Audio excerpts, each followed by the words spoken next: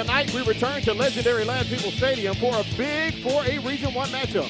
Vigor comes in eager for a win in a season that has been like none other, while still trying to keep their playoff hopes alive. Across the field, Williamson rides a 4-game winning streak, their longest since 2017.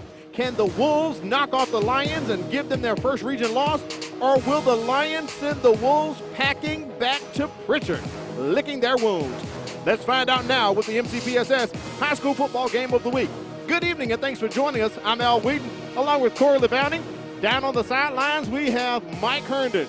Corey, could this be a trap game for Williamson tonight? I don't think it's necessarily going to be a trap game. What I do believe is we're going to have a great football game, and there's a lot at stake for both of these teams in 4A Region 1. What you're looking at is essentially a playoff game for the Vigor Wolves, because they know each and every remaining game has a lot at stake. Staying healthy is going to be the biggest thing for the Williamson Lions, as they just played on Monday night, turning around playing on a very short week being Thursday. And the reason I say a trap game next week, and as a matter of fact, next Thursday, 6 days from now, Williamson will host Mobile Christian. And right now, Williamson and Mobile Christian are undefeated in region play. Yeah, I mean, when you start looking at 4A Region 1, the standings, this game right here is big time for both teams. Yeah. So you like to come into games where there's a lot at stake. Where, folks, this one, there's a lot at stake tonight, especially as far as trying to get a home game in the playoffs or traveling on the road. All right, let's get to your checklist, Corey, and take a look at what we are going to see tonight between these two teams. Well, you have to start off with the Williamson Lions. They must stay healthy. They have a lot of guys playing both ways, so they want to continue to stay healthy on this short work week. They also want to limit the Lions' loss of yards. What do I mean by that? Turnovers and down and distance situations are going to be huge for the Williamson Lions. And they want to create turnovers. They want to turn the Wolfpack over as many times tonight as possible and put themselves in good position on short ends of the field. Vigor must control offensive tempo. They're starting a new quarterback tonight, and it's going to be very important for the Wolfpack to control this offensive tempo. How do they do that? By down and distance dominance. They want to stay ahead of the sticks. They don't want to get into any second or third down and long. And special teams are going to be a huge factor tonight for the Vigor Wolves, as they must be able to kick extra points as well as punt the football very well. All right, Corey, we're going to check back in on that checklist later on during the ball game and see if these teams are doing what you say they need to do. Right now, let's take it down to the sidelines. Mike Herndon is going to let us know about game time conditions right here at Lad People Stadium. What's up, Mike? Well, say goodbye to the heat, humidity, and say hello to nice autumn weather. We got a little bit of a breeze out of the south tonight, so you mentioned those special teams that may come into play if this game comes down to a kick. All right, Mike, we appreciate that. Thank you so much. We are here at legendary Lad People Stadium getting ready for this big 4A Region 1 matchup. We're going to take a break and come back and bring you the kickoff between Vigor and Williamson from Lad People Stadium. You're watching the MCPSS High School Football Game of the Week.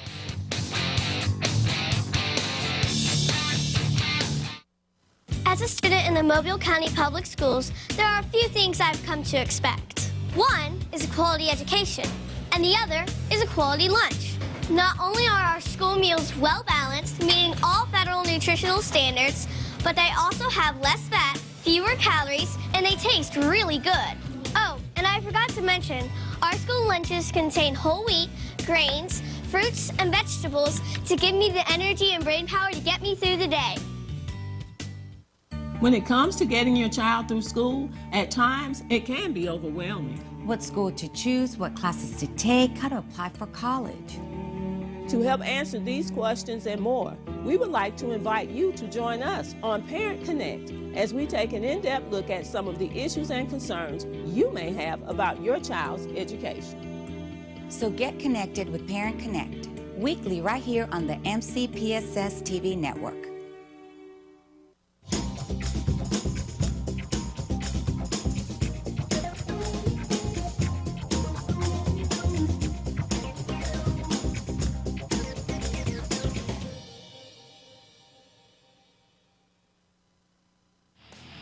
We welcome you back to the MCPSS High School Football Game of the Week. Al Wheaton, Corey LeBounty on the sidelines, Mike Herndon. And Corey, Mike was right. If there was ever a night for fall football, it is tonight. It feels great here. It does. You can tell the temperature has changed. It's very windy. A couple of weeks ago, we felt the temperature change, and then last week it warmed back up on us. Right. And now all of a sudden tonight, you definitely have that fall crisp feel of football in the air. It is feeling good. Here's a look at the Future One's forecast. Right now, 66 degrees for kickoff, 57% humidity.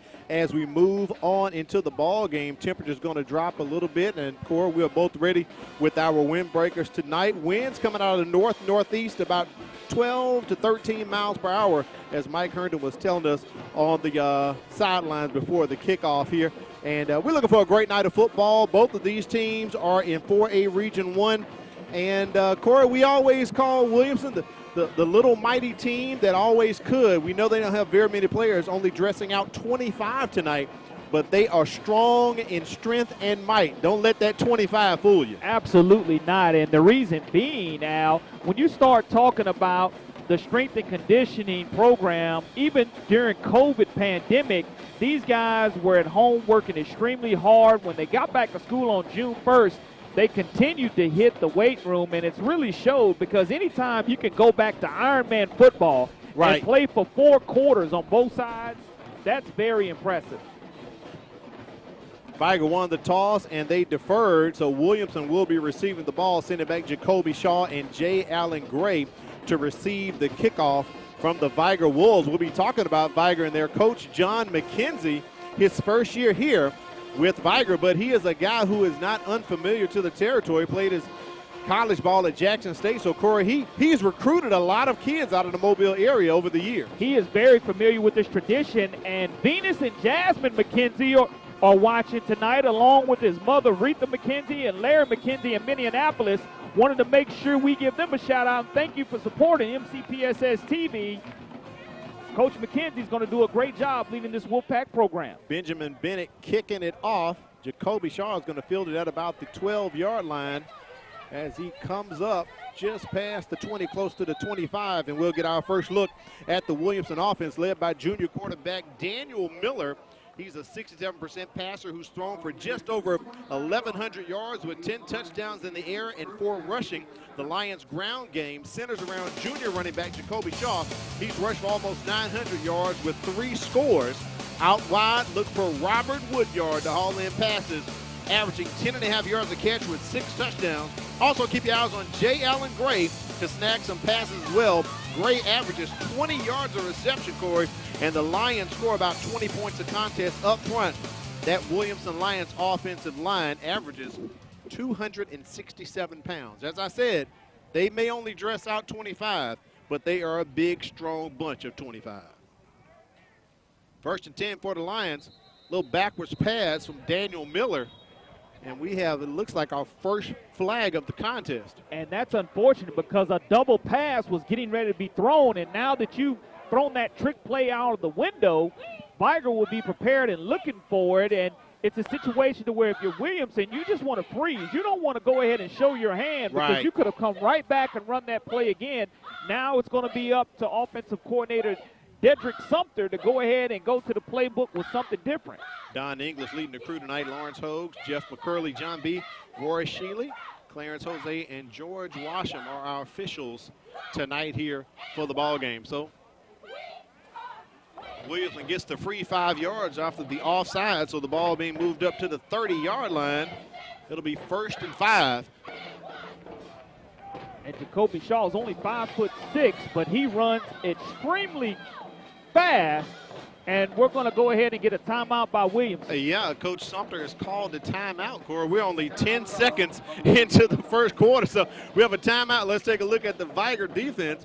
The Wolves play a 3-4 with junior defensive end Abraham Daniels leading the team in tackles and sacks with 9. He'll get help from senior inside linebacker Devin Caldwell, with cornerback Marcus McCants and strong safety Devonte Harris, also known as Jelly. We'll tell you more about that later. He'll be helping out on the edge.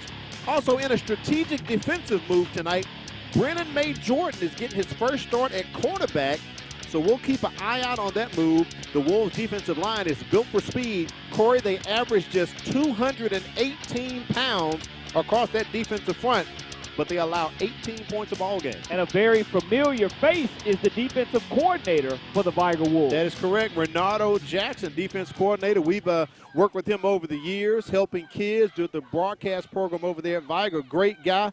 So he's the defense coordinator for the Wolves, and see what kind of attack they're going to have tonight as they hand that one off. I believe that's to Jacoby Shaw as he goes up the middle for a couple yards. No Ryan Kidd on that carry. Big Ryan Kidd. He plays defense as well. Big Ryan Kidd, 6'1", 260-pound junior, gets his 9th rushing attempt. They give it to the up back. He's just trying to plow forward, and it looks like he's going to get no gain on the play. So you're talking about a situation to where you're at 1st and 5. You want to try to get positive yardage and grind it out the hard way. Weren't able to do so on that particular play. Be 2nd and 5 coming up here for the Williamson Lions. Their school located probably, I'm going to say, Corey, a stone's throw here from Ladd People Stadium. They often practice here at the stadium. Up the middle on the carry. That's Jeremy Williams, I believe. Yeah, they've made a switch at quarterback there. And it's a situation to where down and distance, Coach goes with Jeremy Williams on the rush as he alternates Daniel Miller and Jeremy Williams at the quarterback. But Vigor's defensive line doing a good job up front so far for the first 2 downs, with the exception of that one penalty to begin the contest. These last couple of downs, they've looked very solid. Miller comes back into the ball game here for Williamson with numbers limited to 25. You may see a lot of guys playing offense and defense tonight. Coach Detrick Sumter, offense coordinator, he'll be calling the plays from the head coach position. Miller throws that one and does get it out. Looks like it's complete to Robert Woodyard. That's going to be a first down, Corey.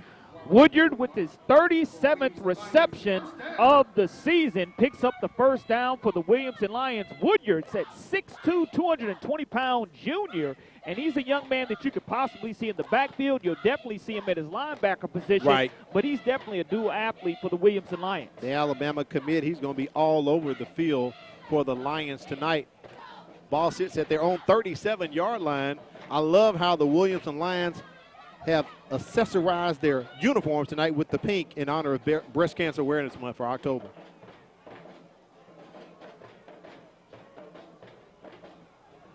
Miller taking his time here. Looks like the double pass, but no, big Robert Woodyard is going to run it. He may get 1 or 2 on that, Corey, as he was forced out of bounds by Vigor. Yeah, you got to be careful over there on the sidelines to make sure you don't have any unsportsmanlike conduct penalties thrown to hurt your team. In that situation, you're exactly right. Woodyard was behind the line of scrimmage when that lateral was thrown, but he's able to pick up a couple yards. Looks like going to bring up 2nd down and 8 yards to go for the Williamson Lions right here at their own 39-yard line. So Woodyard credited for 2 yards there.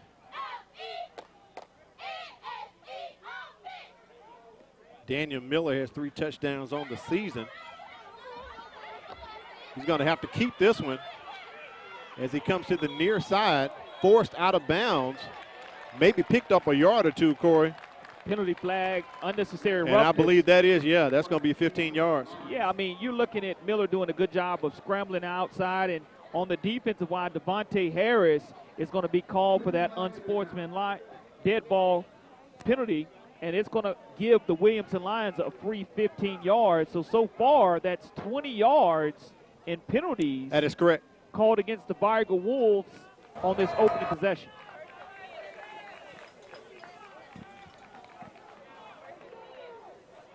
There's our White had Don English with the call there, so that's going to push Williamson into Wolves territory as they're now going to get the ball at the Vigor 44-yard line. Yeah, I mean, if Vigor is able to get pressure on Miller, you have to make sure that you don't commit any personal foul penalties that hurt your team and give these Williamson Lions free yardage, because so far Williamson's kind of struggled to find that offensive tempo. Miller looking to connect, just going to keep this one, has plenty of room just outside the numbers here as he picks up maybe 6 or 7. Good carry for Daniel Miller. It'll be 2nd and short coming up for the Lions, but there is another penalty flag on the play, and the location of that looks like it possibly could be a hold, Corey. Exactly what I think the call is going to be, as we're going to wait on the official call. So that's going to bring it back against Williamson. They beat Vigor 18-0 last year. Overall in the series, they played 29 times, and Vigor leads the series 20-9 throughout the year. You know, when you think back a couple of years ago when this game was played, I think Don English microphone is acting up a bit tonight, Corey. But go ahead, as you were saying. At Pritchard Stadium, when they had Roger McCreary Jr. playing, yeah. You now look at him succeeding in having a great season for the Auburn Tigers. It just goes to show in his 9th season, Coach Sumter finds a way to put his best athletes on the field at all times, and now the Williamson Lions are looking at 1st down and close to 27 yards to go. Being pushed back to their own 38-yard line. That was a spot foul. So that doesn't help the Lions at all. They're just going to hand that one off. And, Corey, we have another penalty already as we are just not 3 minutes into the ball game. Offsides against Vigor. I'm sorry. Williamson. Would that be false start, Corey? Yeah, it's a situation to where if you are both of these teams, you just need to settle down and get these penalty flags out of your system early, because you don't want this game to be marred by penalty flags on either team. And it's just controlling what you can control, which is knowing and playing sound and fundamental football. So far, both teams have gone in the wrong direction, but now with the ball being at the 33-yard line of Williamson and continuing to be 1st down, it opens up the playbook for the head coach and offensive coordinator, Sumter, to see if he can bust a big one on the outside.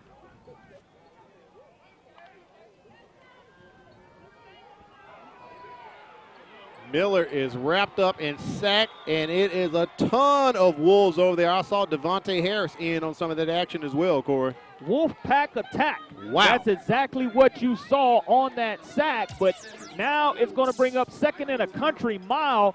Devonte Harris comes and cleans up, but good job by the defensive line of the Vigor Wolves. DeMarcus Jones gets in early. He's a 6'1", 210-pound senior.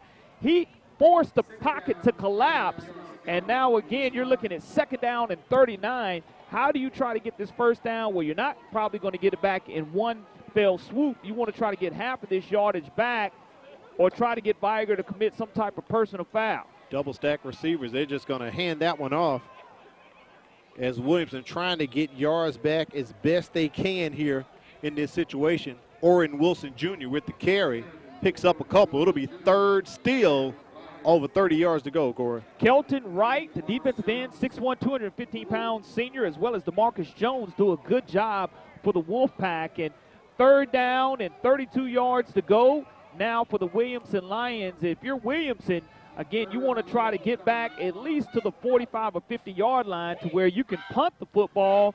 Ryan Kidd's had a lot of success for Williamson punting the football and flipping the field. Look for a draw or play action here. They're just going to pass it. And Miller cannot escape as he is wrapped up and sacked and brought down. The Vigor Wolves defense is on it. Defensive coordinator Renato Jackson. Kel Wright looks like he's in on that sack, Corey. He is. Kelton Wright just goes ahead and takes care of his business and does an outstanding job of putting pressure on Williamson's Miller 2 consecutive plays, and Williamson has gone in reverse here on the last 3 plays. But let's see right here, Ryan Kidd, he's been averaging close to 30 yards a pump. Let's see if he's able to flip the field for Williamson. Devonte Harris setting up at his own 29-yard line to receive this punt. Kidd gets it off. It's clean, but it'll be well short just past the midfield stripe and does take a nice bounce for Williamson there. So we'll get our first look at the Vigor offense tonight. The Wolves are starting Anthony Mix Jr. at quarterback to get a spark for an offense that averages just 10 points per contest. Freshman Ja'Cory Barnes will need to use his fresh legs to keep the Wolves running game moving. When Mix throws outside, look for leading receiver Christopher Agee to haul it in. He leads the team in receptions with 14 yards a catch. Up front, The Wolves pack a lot of beef, Corey. The line averages 294 pounds with guards Jaden Clement and Devonte Pritchett tipping the scales at 340 and 350 each. The Wolves are +3 in the turnover ratio. So 1st and 10 at their own 38-yard line. I believe we have a flag, a stop and play before Vigor can get their first snap off. Sideline warning possibly coming up. We'll see exactly what it is. It is going to be a sideline warning called against the Williamson Lions, and the next one will result in a 5-yard penalty. But the Vigor Wolves take over now at the own 38-yard line, and Anthony Mix Jr., this young man is very versatile, 6'3", 220 pounds, has a very accurate arm, and has great legs, too, if he gets outside of that pocket. Stoppage and play once again, Corey. You can hear the chants from the crowd as they are not happy with the progress of the ball game so far. We can't get consistent here. No, I mean, wow. Again, a lot of dirty laundry on the field early, and it needs to be taken to the cleaners, if you ask me, because this is a situation to where if there's just maybe 8 penalties to begin this first 6 minutes of the contest. Right. Vigor was going to come out and run the ball with Michael Towner Jr.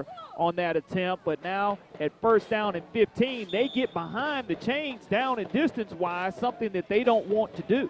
1st and 15 here coming up for the Wolves. Looks like it's going to be a direct snap, possibly to Towner. And the Wolfpack running the Wildcat there as he's just trying to get back to the line of scrimmage, but the Lions are all over him. Maybe he picked up possibly 2 on the carry ball. Looks like it'll be spotted at the 35. Charles Harris, the 5'10", 170-pound sophomore, comes up and makes the stop for the Williamson Lions. Now it's going to bring up 2nd down and close to 14 yards to go, maybe 13 to be exact for the Wolfpack, but positive yardage on 1st down. You would have gotten even further if it wouldn't have been for that penalty, but let's see if Vigor is able to control this line of scrimmage. Similar formation once again. Towner in the backfield. Ja'Cory Barnes goes out wide. He gets some blocking from Jay Lang as Towner just falls ahead close back to the original line of scrimmage. I believe this will be marked at the 38-yard line. The big offensive line, Abraham Daniels, Jaden Clement, Kadeem McCray, Devonte Pritchett, and Timothy Bolar are trying to get that big push up front for this Wolfpack offensive line as they've come. And what Coach McKenzie wants to do is establish the running game. I see. It will set up the passing game later on in the contest. But so far, you're looking now at a quarterback, Michael Towner Jr., right back in the contest, and he's that big bruising quarterback, but he's also accurate with his arm also. He's a sophomore as Barnes goes back out again, and once again on that Wildcat, just going to keep it for the Wolfpack. But this time, Williamson bowls up, and they push him backwards for a loss. Yeah, great job by this Williamson Lions defense. Tyreek Gaines in on the play, along with Charles Harris. It's going to bring up 4th down and 9 yards to go. So now we'll see this Wolfpack right here at the 39-yard line possibly punt this football or make Williamson reassess what they want to do. Play clock down to 10, and Vigor really trying to figure out what they want to do here. It looks like they're just running in. And they're going to call a timeout. Unit. They're going to have to call a timeout. You don't want to lose 5 yards here. Caldwell gets the punt off, but it is blocked by Williamson and scooped up. On the scoop right there for the Lions. Looks like possibly Darian Poe, Corey.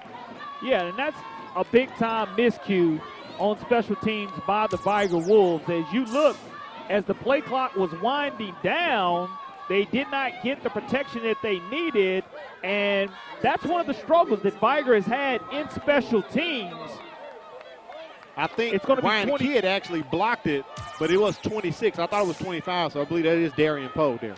Yeah, that's a big-time advantage there. That's the special teams miscue that they exactly needed, and I would have taken the timeout in that situation to go ahead and get yourself reorganized. That way you can make sure you don't miss any of those assignments. But now this Vigor defensive line is going to have to try to bow up and stop the Williamson Lions in the red zone. 1st and 10 ball on the 11-yard line. Williamson can pick up a first down without having to score. Big Ryan Kidd just in on that block punt. Gets it up to about the 6-yard line as he falls forward. It'll be 2nd and 4 coming up for the Lions. Kelton Wright is very busy from his defensive end position tonight, but when you sit there and you look at this big beef of Ryan Kidd at 260 pounds coming towards you, the only way you can tackle him is to go low. He's going to line right back up again. He also plays defensive end for the Williamson, and right there he is tackled for a loss right about the 9 or 10-yard line. So that's going to help out Vigor. It'll be 3rd and long coming up for Williamson. Chris Agee, 6'1", 175-pound junior, makes his 6th solo tackle of the season. Does a good job of making sure that Kidd does not bounce to the outside and break containment.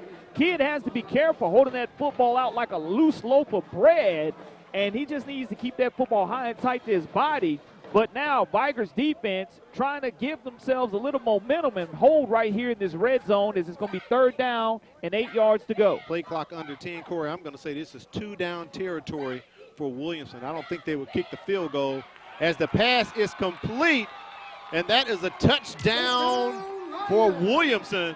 Goes to J. Allen Gray from Daniel Miller, a 9-yard pass, Corey. And if you look at J. Allen Gray, that's his 3rd receiving touchdown of the season, his 11th reception. He's definitely one of our impact players in this broadcast. That's just pitch and catch. Daniel Miller, his 11th passing touchdown of the season as they take advantage of the smaller defensive back Marcus McCants. Great job inside the red zone area of the Williamson Lions, getting now points off of a block punt. Right, that's points off turnover score, and they are going for 2 right here. A little end around, and you know who that is, Alabama commit Robert Woodyard, and he punches it in. So Williamson on top. We finally have some momentum going here. The Lions on top, 8-0 over Vigor. Let's take it down to the sidelines, check in with Mike Herndon, see what he has going on.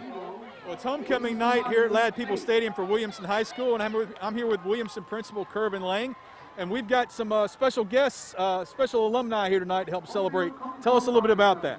Well, first of all, let me say congratulations to our Superintendent Crustle Thurgill on being selected as Alabama State Department of Education Superintendent of the Year. Tonight is a very special night. We have our 50-year homecoming class be celebrated tonight, and this homecoming will be presented tonight. And I understand we got a special presenter for that homecoming, right? Who's going to be crowning the queen tonight? Miss White, the 50-year 19th class of 1970, Miss Williamson High School will be crowning Miss Williamson High School for the class of 2020 this year. That's awesome. Tell us a little bit about how school's going this year. It's a little bit different, obviously. We're starting out remotely, and now we've got students back in the classroom. How's that transition going?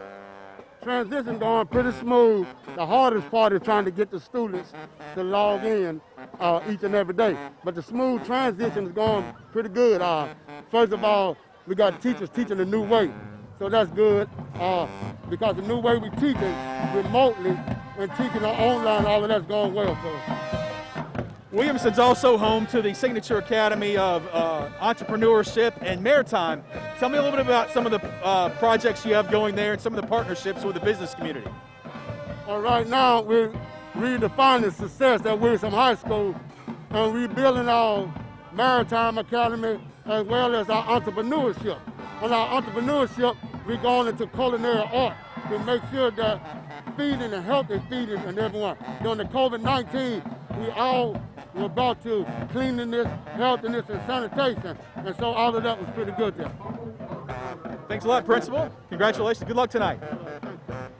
Principal Kervin Lang there for Williamson. Corey, we noticed after that 2-point play, Robert Woodyard came up a bit gimpy, went to the sidelines. They're taking a look at his knee there. I don't know if we're able to show that replay of the 2-point conversion, but when Woodyard lowered his head, the Vigor defender went low and hit Woodyard right around that knee area. He's coming off that torn ACL. Here's the replay right here. As you look at, he goes low on the hit. It's a clean hit, but right there on the knee, as he goes into the goal line, he comes up hobbling. He's still on the training table on the side. He's recovering from a torn ACL suffered his freshman year, which, again, he's just now getting back to where he wants to be.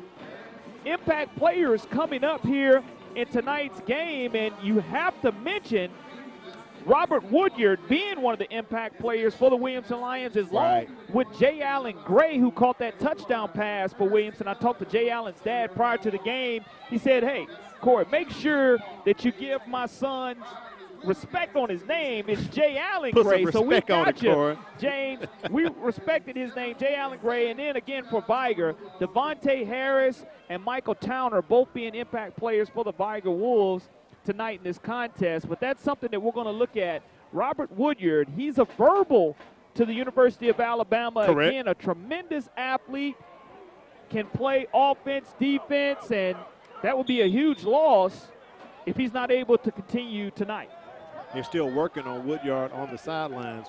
Right now we'll get our first look at the quarterback, Anthony Mix Jr. A lot of information about him this year, but I'm sorry, no, Mix not on the – yeah, that's him right there. I thought that was 5 for a second, but Mix with the carry as he picks up a couple for the Vigor Wolves, maybe about 4 or 5 on that carry. It'll be second and short coming up here for Vigor. Now it's just going to be the next man up for the defensive linebackers of defensive coordinator Antonio Coleman. They're giving up 13.1 points per game this season, and Williamson 6-2, and again, you mentioned this short man roster, but I think Anthony Mix Jr. at quarterback can give the Wolfpack that spark that they really need.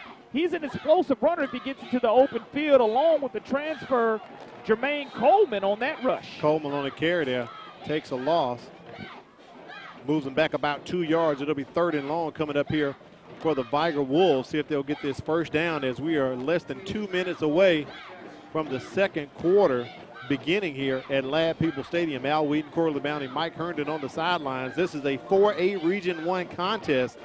A lot at stake here for both of these teams tonight. Williamson would like to remain undefeated because they'll be hosting Mobile Christian next week. Mobile Christian undefeated in region play as well. Mix tries to get that one out, and he does connect with his receiver with the grab right there for Vigor. Taking that ball, Christopher Agee. He's the leading receiver for the Wolfpack, but that's not enough for the first down, Corey. Good stop by Orrin Wilson Jr. Makes his 35th solo tackle of the season. The 6', 205-pound sophomore does a good job of bringing up 4th down for the Vigor Wolves. And now, if you're Vigor, you had your last punt blocked, but this time you'll have an opportunity to get this one off with more than 1 second remaining on the play clock. Previous punt was blocked, led to a Williamson touchdown, 9-yard pass from Daniel Miller to Jay Allen Gray, and that's how we are at 8-0 here in the first quarter. And Corey, another timeout. Not a penalty this time, but Vigor takes a timeout. Go ahead, Corey. And that's the timeout, Al, that I thought Vigor was going to take on the previous punt. Yeah, I'm with you there. Blocked because, again, they brought in substitutions at probably close to 7 seconds remaining on the play clock. They should not have done that. Firehouse Subs, got to thank them for what they're doing for us. Enjoy more subs and save more lives. A portion of subs purchase goes to the Firehouse Subs Public Safety Foundation. Got to thank Jim and Susie Sherman at the Greenlight Road location for what they do for us. So thanks to Firehouse Subs for being a part of high school football. Future Ones as well, where you can get team apparel and equipment from baseball to wrestling and all sports in between. Wear the future, wear Future Ones. Also, don't forget, coming up this Monday, a few more of the grades will be heading back to school as we transition back in. So starting this Monday, grades 5, 8, 10, and 12 may be returning back for those parents choosing to send kids back. So this Monday, grades 5, 8, 10, and 12 will be returning as the reopening schedule continues for the Mobile County Public School System. And the parents that choose to send those kids back, 5th, 8th, 10th, and 12th graders will be rounding out the bunch here this Monday, October 19th. So Caldwell ready to receive the snap from the long snapper here with Jacoby Shaw setting up at his own 37-yard line. Let's see if Caldwell can get a clean punt, and he does. Straight up the middle, Corey. And it bounces off one of the Wolfpack, and they're going to down it. So Williamson is actually going to benefit by 5 or 6 yards with that ball bouncing off of the Vigor Wolves player there. I believe number 16, it bounced off of him, Caleb Corey. Coleman. Wow. Yeah. Unfortunate for Vigor. It was a good-looking punt for Caldwell. Yeah, sometimes you just want to touch the football. That's just a reaction situation. But, again, what we're going to keep an eye on here for the duration of this contest is the health of one Robert Woodyard. He's an All-American linebacker who is currently on the training table trying to stretch himself out, getting observed by the training staff of the Williamson Lions. And now Williamson's going to take the offense, and they're going to try to go ahead and grind the rest of this clock out here for the quarter. Lions on the 46-yard line. Daniel Miller rolling out, and he is wrapped up by the Wolves. That's the second sack for Vigor tonight. And I believe in on that action once again, number 46, Arenza Davis, and Kel Wright, our second time talking about Kel Wright sacking a quarterback. That's the way you finish a tackle right there by Kelton Wright along with Arenza Davis. Arenza comes and cleans up from his nose tackle position. The 200-pound sophomore does a good job, but Kelton Wright has been wreaking havoc on this offensive line here in the first quarter. All right, that's the end of the first quarter, Corey. Williamson on top, 8-0 over Vigor. We'll catch you on the other side of the break with more action. You're watching the MCPSS High School Football Game of the Week.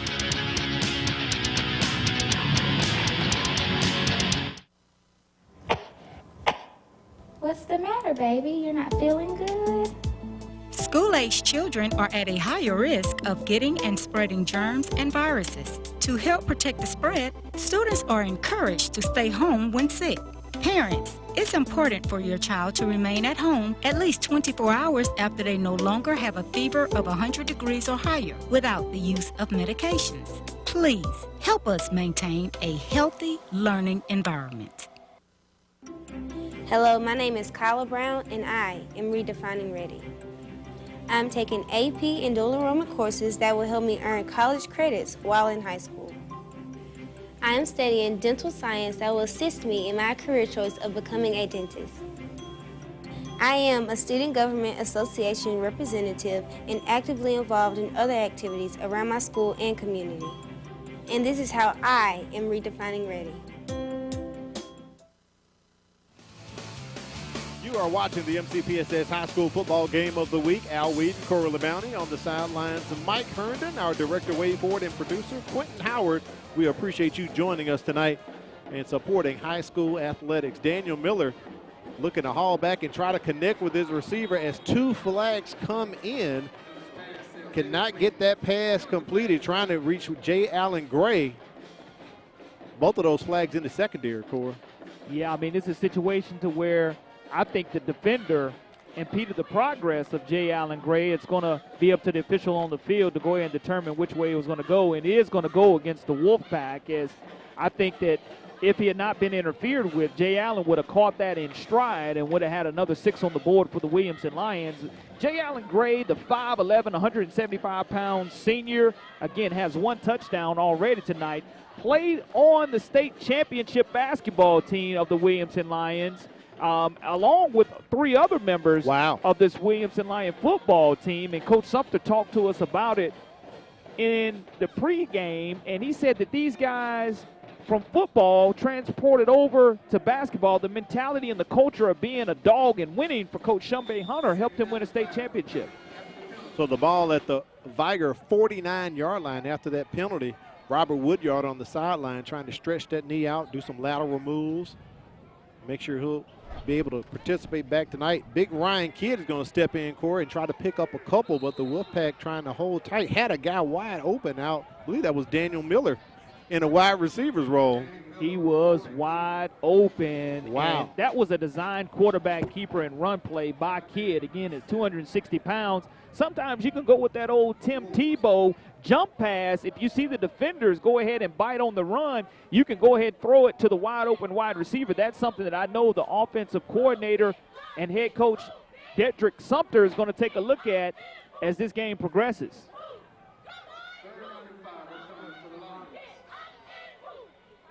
Kidd still back in the quarterback position as Miller. Now Miller takes over. Play clock under 5 seconds. Coach Sumter needs to get this one off. 3rd and 5 here. And Miller tries to connect with Gray again, and that pass is incomplete. It'll be 4th down coming up for Williamson. Marcus McCants was on J. Allen Gray, but he never felt comfortable in the pocket. Miller, that was. He just kind of had stuttering and happy feet, just couldn't step into that throw, and we're going to have another 4th down upcoming, and let's see if Ryan Kidd can flip the field and pin Vigor deep into their own territory. Devonte Harris setting up at his own 15-yard line. Early in the year, we had a chance to talk to Coach McKenzie. He said, I like this kid. He's got the juice. They call him Jelly. He's got some moves. And let's see if he can be slick and get away from some of these Lions defenders after they punt this ball here. Kid waiting on the snap. Before we have a delay of game, or did Coach Sumter get the timeout called in enough time? Did not, so it will be a delay of game. So it's to push the Lions back about 5 yards. Again, it gives Kidd an opportunity to show his big boot for the Williamson Lions, and we'll see if he's able to flip the field, but it should allow the Wolfpack to get great field position if they're able to field this kick cleanly.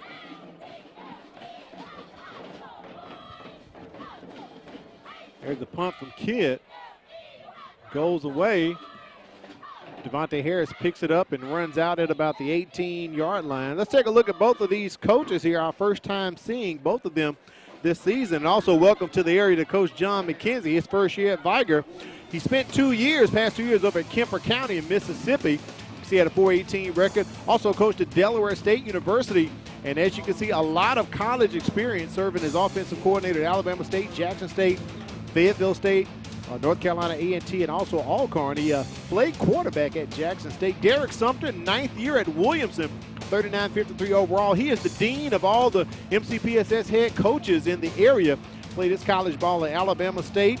Said if he wasn't a coach, he'd be working in real estate. So our coaches comparison here tonight on the carry. Vigor Wolves getting that ball up to about the 30-yard line. It'll be 2nd and short coming up for him, Corey. And Coach McKenzie coming in this Corona pandemic. Wow. It's a tough situation with him trying to get a coaching staff together and not really being able to meet anybody face to face, doing everything and meet the players via Zoom meetings. But again, wanted to make sure that we gave a shout out to Venus and Jasmine McKenzie, along with his mother Retha McKenzie and Larry McKenzie in Minneapolis, his brother. Man, thanks to that technology, you can watch us worldwide as Michael Towner takes that ball. Jermaine Coleman takes that one, and I believe that will be a 1st down. Corey, if I'm correct, that is Vigor's first down tonight, I believe. Yeah, I mean, that's huge for the Vigor Wolves, finally being able to pick up a 1st down, grounding and pounding. They want to control that offensive line, and so far, trailing on the scoreboard 8-0, they really haven't been able to get into any type of offensive rhythm running the football. But again, Mix Jr. at quarterback, if he gets outside the pocket, he has a very accurate arm as well. He can make things happen and is a playmaker. Hand off to Coleman once again, and he is surrounded by Lions, possibly a face mask as the flag came in. We get a chance to try to get up the Williamson defense. We've yet to have an opportunity to speak on them. Game has been a bit intermittent. Actually holding Corey against Vigor, so that will push them backwards, not a face mask. Yeah, that will make my old buddy Rick Cleveland kind of upset when the big offensive line have an opportunity to hold. But I guess in that situation, when you do hold, you're keeping and trying to protect your teammates. But sometimes it's just better to go ahead and let your teammates make that play instead of costing your team yardage. Ball being pushed back to the 24-yard line of Vigor. So it's going to be 1st and 22 for the Wolfpack. Trips to the near side at the bottom of the screen there. Get a look at Anthony Mix Jr. Caleb Coleman in motion. They're going to hand that one off to Jermaine Coleman as he picks up 3 or 4. It'll be 2nd and long once again for Vigor. What you want to try to do, though, is get that push at the line of scrimmage, and so far they're not able to do so. and credit the Williamson defense. Williamson, again, comes in running that 3-4 defense, and right now are having to do so without their signal caller, Robert Woodyard, who it's kind of hard to tell whether they're working on his knee or his ankle on the sideline. Right. He's getting a lot of attention right now. He's definitely getting a lot of attention, definitely on the right side of his body at this point in time. But Vigor now in a long down and distance situation, second down and 18 yards to go here. We'll see if Mix is able to complete his first pass of the game. Coleman in the backfield. Yeah, you're right. Mix has not completed one yet. And, Corey, it seems like we can't seem to get things completed. Another flag on the field. Another delay of game penalty. And, again, that's probably close to the 12th penalty so far in the first half combined. And it's hard to get into any type of rhythm on both sides of the football if you're having these excessive flags. And it's something that I know the officials don't like to have either. And the coaches are going to talk about that at halftime for sure. Keep in mind, this is Mix's first start for the Vigor Wolves. He started the season up in Saraland, but transitioned over here sometime after Hurricane Sally. So playing his fourth ball game with Vigor, but his first actual start. He's going to have to run now because Williamson is all over him.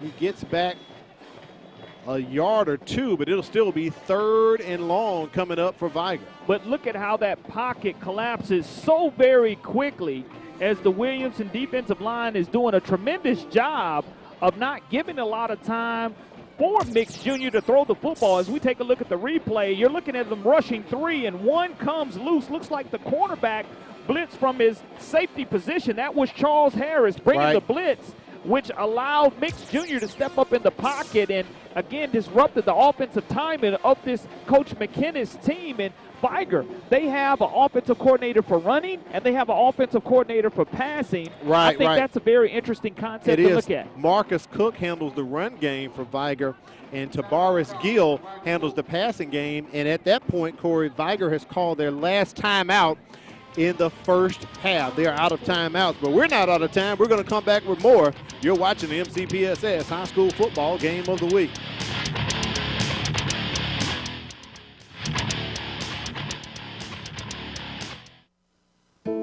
Hello, I'm Katrina Frazier. And I'm Deborah Robinson, and we would like to be your next realtors. As homeowners, we know how confusing it can be searching to find that perfect home that fits your needs and budget. For that reason, it's important to have a reliable partner to represent you and to be there for every step of your home buying process. You'll find the services offered through Berkshire Hathaway, Home Services Cooper & Company Realtors are second to none. So whether you are buying or selling your home, call us today and let our experience work for you. We've got to send congratulations out to the big boss man, Mobile County Public Schools Superintendent Cressel Threadgill named the Alabama School 2020 Superintendent of the Year. Corey, we were trying to slip it in, but Principal Lang beat us to the punch and leaked it out before we could get it up. But congratulations to our superintendent. He's doing a fine job. And I tell you what, when you look at the support he gives each and every student of the Mobile County Public School System, it's tremendous. And I mentioned that the state championship Williamson Lions basketball team from 2020, he was there and without a doubt was there to support the Williamson Lions in their ring ceremony and anything he can do to help the students in the Mobile County Public School System along with the teachers. Congratulations to Mr. Threadgill. 3rd and 28 coming up here for the Vigor Wolves. As we said, top of the contest, they're averaging just 10 points a ball game.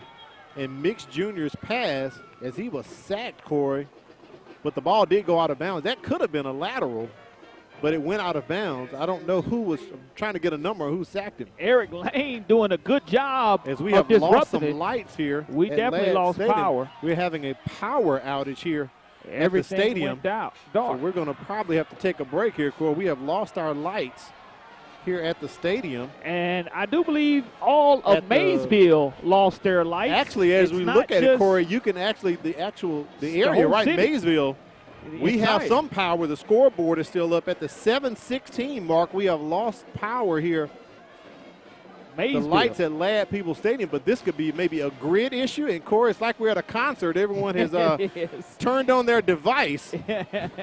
And what's interesting, though, is you see throughout the neighborhood, that's how I thought that Maysville's power went out as well. Right, good observation on your part. Because I'm looking downtown, and you can see some of the buildings still lit up downtown. RSA Tower's lit up. The Renaissance Hotel is lit up. Some street lights Some as street well. lights are on.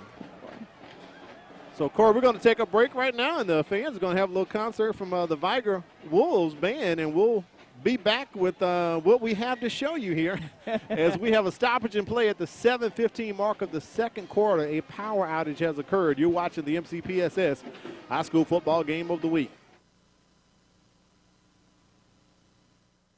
I believe my child's school is probably one of the best ones I could have picked in Mobile. She's in the PACE program. The teachers are phenomenal. The principal, couldn't ask for a better principal. The research that I had done myself, I believe the quality of education in Mobile County Public School System is excellent. For me and my child, I'm going to stick with the public school system. I think it's the way to go. A teacher is one of the biggest investors in a community. They impact the lives of those we value the most. Teachers share knowledge which helps shape and mold our future leaders. Teachers show direction and help build a sense of purpose.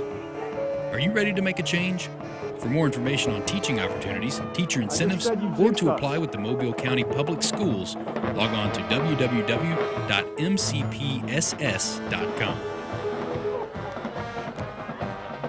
I'm Bailey Buck. I attend MGM High School. Here I'm pursuing my career in the dental industry. I'm currently enrolled in honors classes that will help prepare me for my future. My name is Bailey Buck. I am preparing for tomorrow today.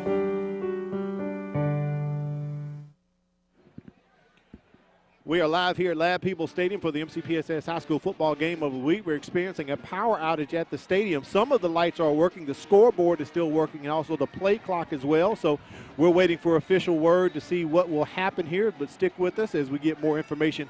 We'll share it with you after this break here at the MCPSS High School Football Game of the Week. Don't move. Just a PA announcement. About 15 to 20 minutes, the power will be back on. We believe it starts with us. That's why we offer Signature Academies. I'm Tracy Tran, and I'm in the Healthcare and Dental Academy at Theodore High School. In the Dental Academy, I'm working alongside dental professionals getting hands-on training from those already working in the industry. Shadowing them on the job makes me want to work even harder because now I know what I want to be. Signature Academies are open to all students in Mobile County Public High Schools. To find out more, visit mcpss.com. At Mobile County Public Schools, we believe it starts with us. That's why we offer Signature Academies. Hello, I'm Jordan Clark, and I'm in the Health Service Academy at John L. LaFleur Magnet High School.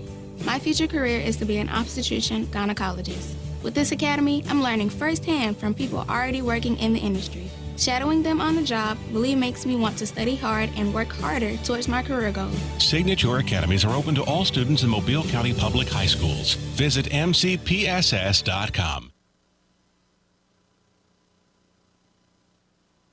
When it comes to getting your child through school, at times it can be overwhelming. What school to choose, what classes to take, how to apply for college.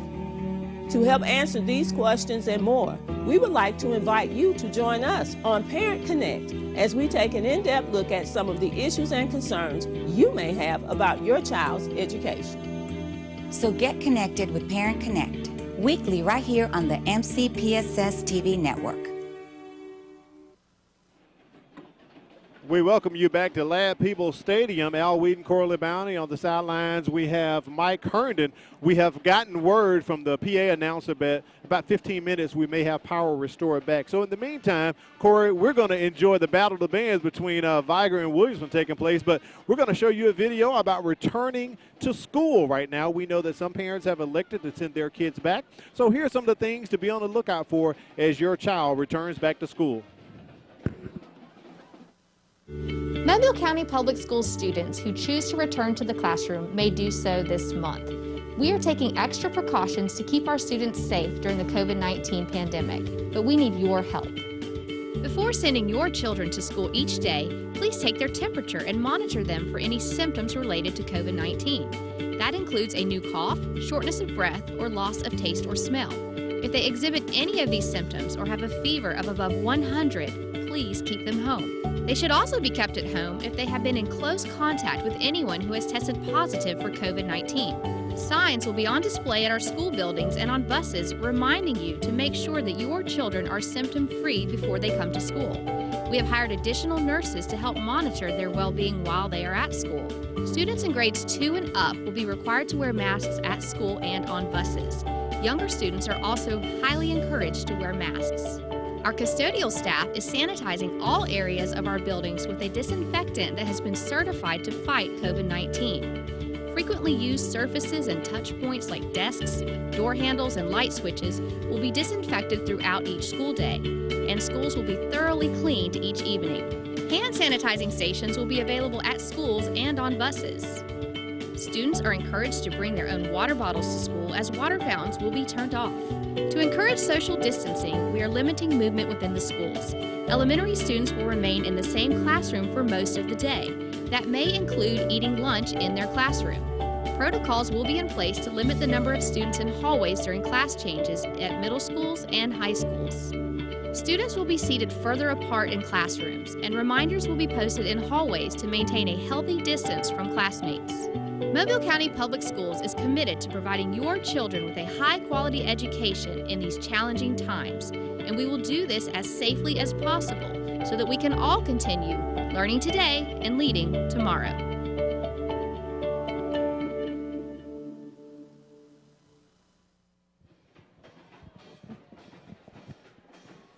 All right, we are here live at Lab People Stadium. We want to let you know with kids returning to school, you can also check out the First Class program. We have one of the First Class pre-K programs in the state. So if you're interested in that, check with your local school about getting registered for pre-K as well. And Corey, we have about maybe 15 minutes. We were told that power would be restored from the public address announcer. Yeah, I mean, you're in a situation to where the flow of the football game is interrupted, but it was already interrupted by the amount of penalties. Oh my goodness. That were amassed here in the first 18 or 19 minutes of football. Right. But again, you have to allow both teams to go ahead when the lights do come back on to warm up and get themselves back football ready, because it's already a cool and crisp fall evening with the wind blowing hard and with the team just sitting on the sidelines waiting.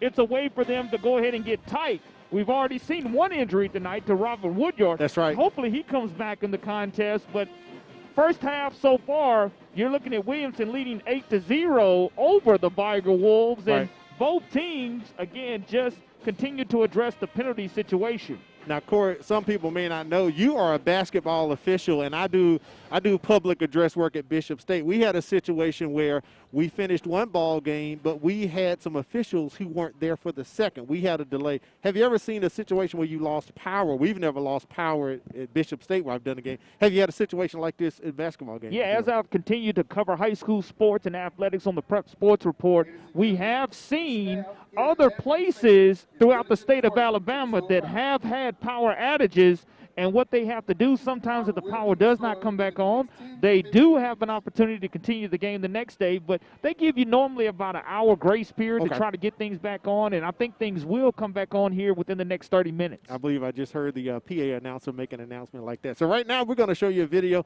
about pre-K and the first class programs that we have here in the state of Alabama.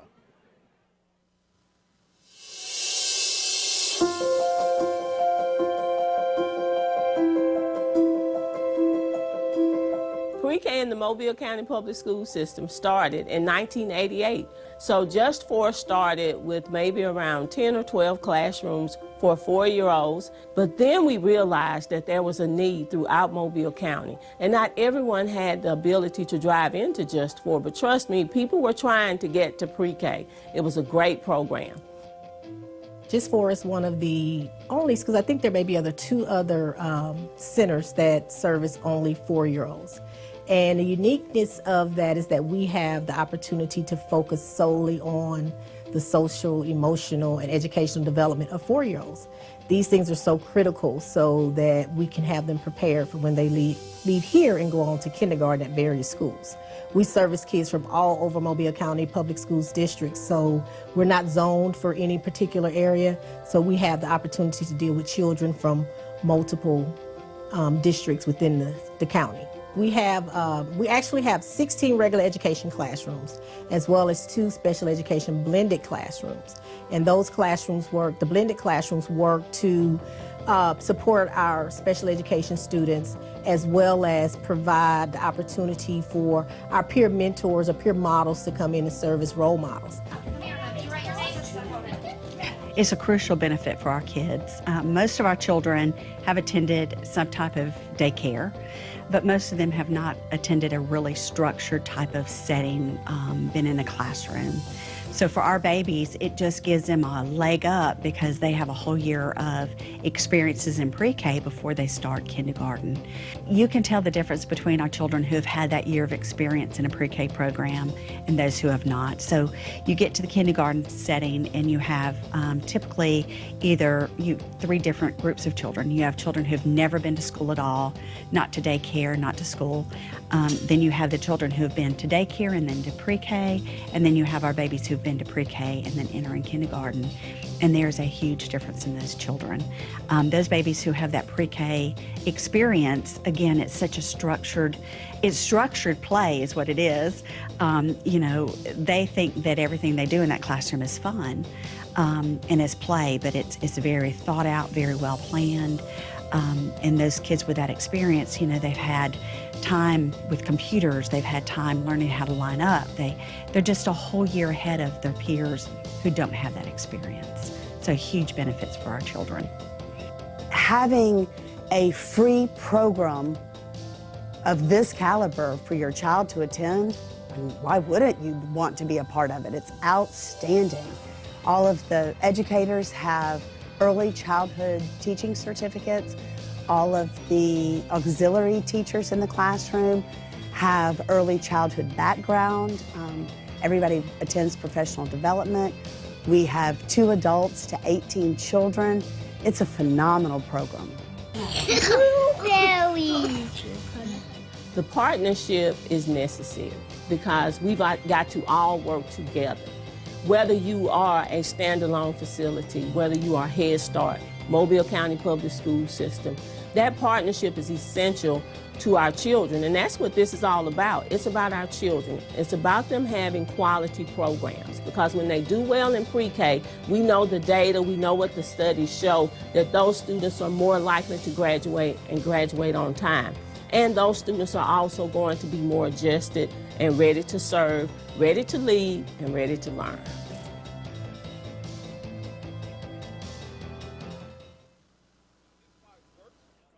And that's a look at our first-class pre-K program. Lights are slowly starting to come back on here at Ladd Stadium, so we're going to take a break and come back as the players stretch out, and hopefully we'll have some action soon. You're watching the MCPSS High School Football Game of the Week. Hello, I'm Renee Phillips, your host of Homeroom. Will you join us as we talk with the students, teachers, and staff about all of the great things happening in our schools? That's right, Renee. Not only are we here to keep you informed about the great things happening in our schools, but to also keep you updated on safety issues. Our show, Safe Schools, looks at ways to keep your child and our students safe.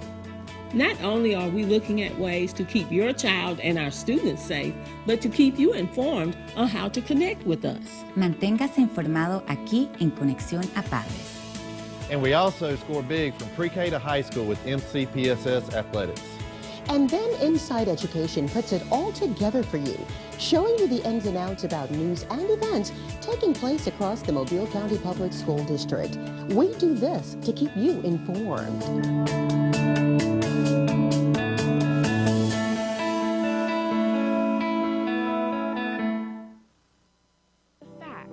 Bullying happens. Bullying can lead to serious physical and emotional pain.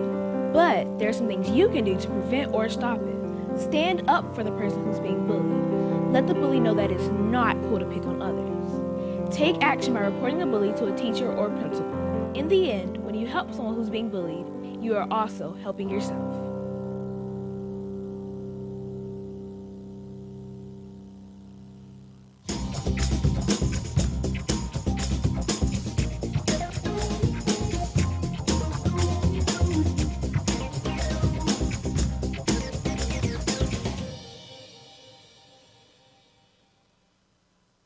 Each month, more than 90 guns are reported stolen from unlocked vehicles, creating the potential of serious injury or death.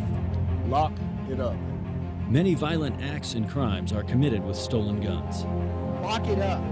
According to ATF, stolen guns pose a substantial threat to public safety. Lock it up. Be responsible. Take time to record your handgun serial number and secure it from thieves. Lock it up. Lock it up for me. What's the matter, baby? You're not feeling good? School-aged children are at a higher risk of getting and spreading germs and viruses. To help protect the spread, students are encouraged to stay home when sick. Parents, it's important for your child to remain at home at least 24 hours after they no longer have a fever of 100 degrees or higher without the use of medications. Please help us maintain a healthy learning environment. We welcome you back to the MCPSS High School Football Game of the Week. Al Whedon, Corey LeBounty, Mike Herndon. Corey, it looks like some type of power,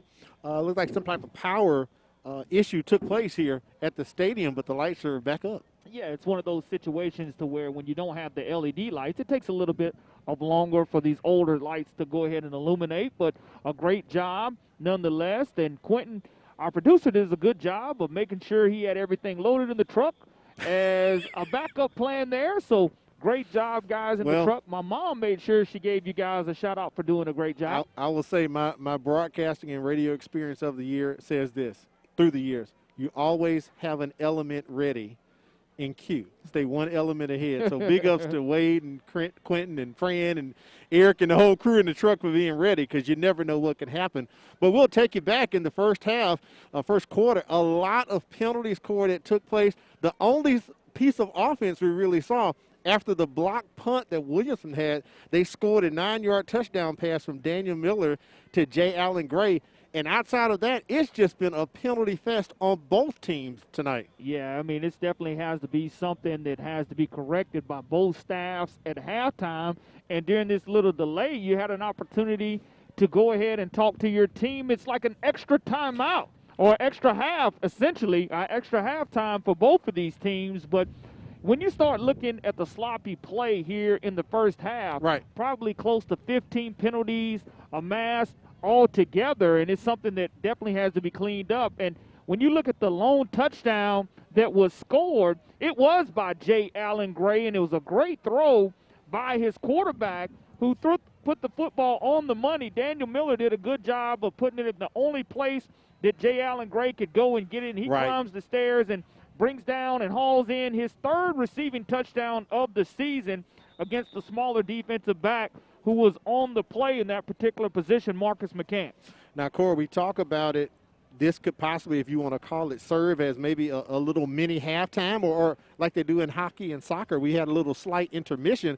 What do you think Coach McKenzie was talking to his kids? But also, we had just mentioned that his passing game is handled by one coach, Tavares Gill, and the running game is handled by another coach, Marcus Cook. It's like dual offensive coordinators. He told us that he's trying to groom these guys to get them ready. So I wonder what kind of conversations took place, not with the kids, but also with his coaching staff. Yeah, so far.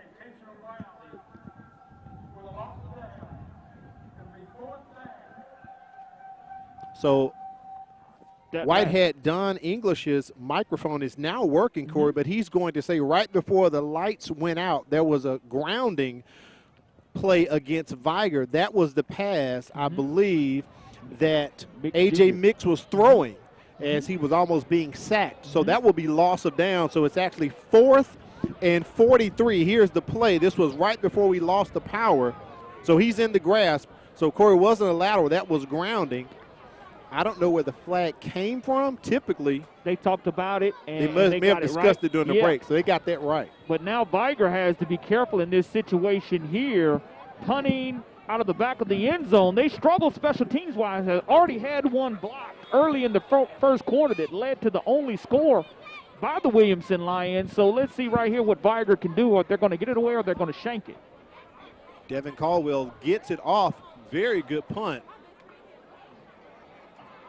And it's going to be picked up right there by the Lions, taken up to about the 30-yard line.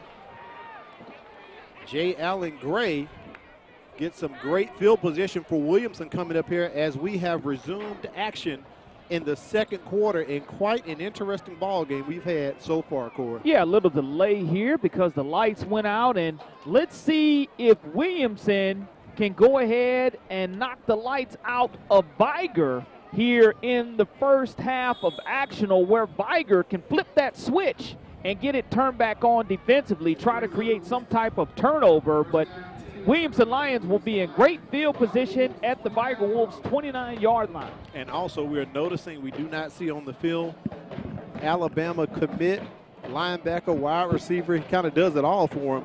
Robert Woodyard still on the sidelines, stretching out that knee or maybe ankle of some sort as Williamson hands that ball off. Jacoby Shaw on the carry. Picks up a couple of these. There's Woodyard right there, Corey. The 10-yard line, kind of stretching it out.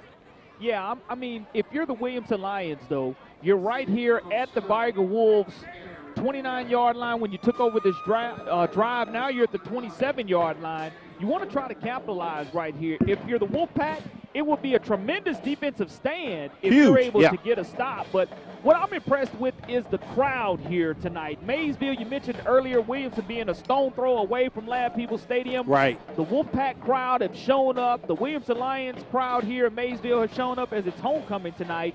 So I like the crowd and the attendance so far. Snap comes out. Miller was not ready for it as Jacoby Shaw, Johnny on the spot, falls on the ball at the 35-yard line.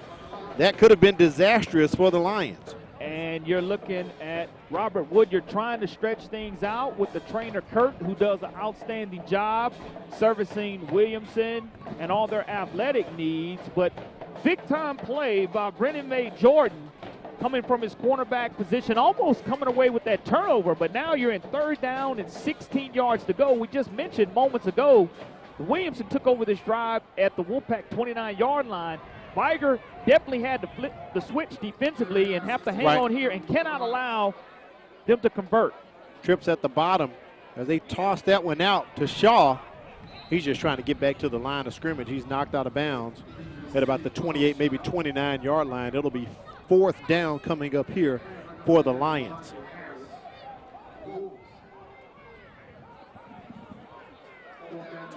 Ryan Kidd coming in. Williamson pretty much in no man's land here, Corey. Too far away to kick the field goal. Too close to punt it. So looks like they're going to try to punt it if this will be a punt. Ball at the 31-yard line, but keep your eyes open. You never know. We've seen Kidd play quarterback a few series tonight.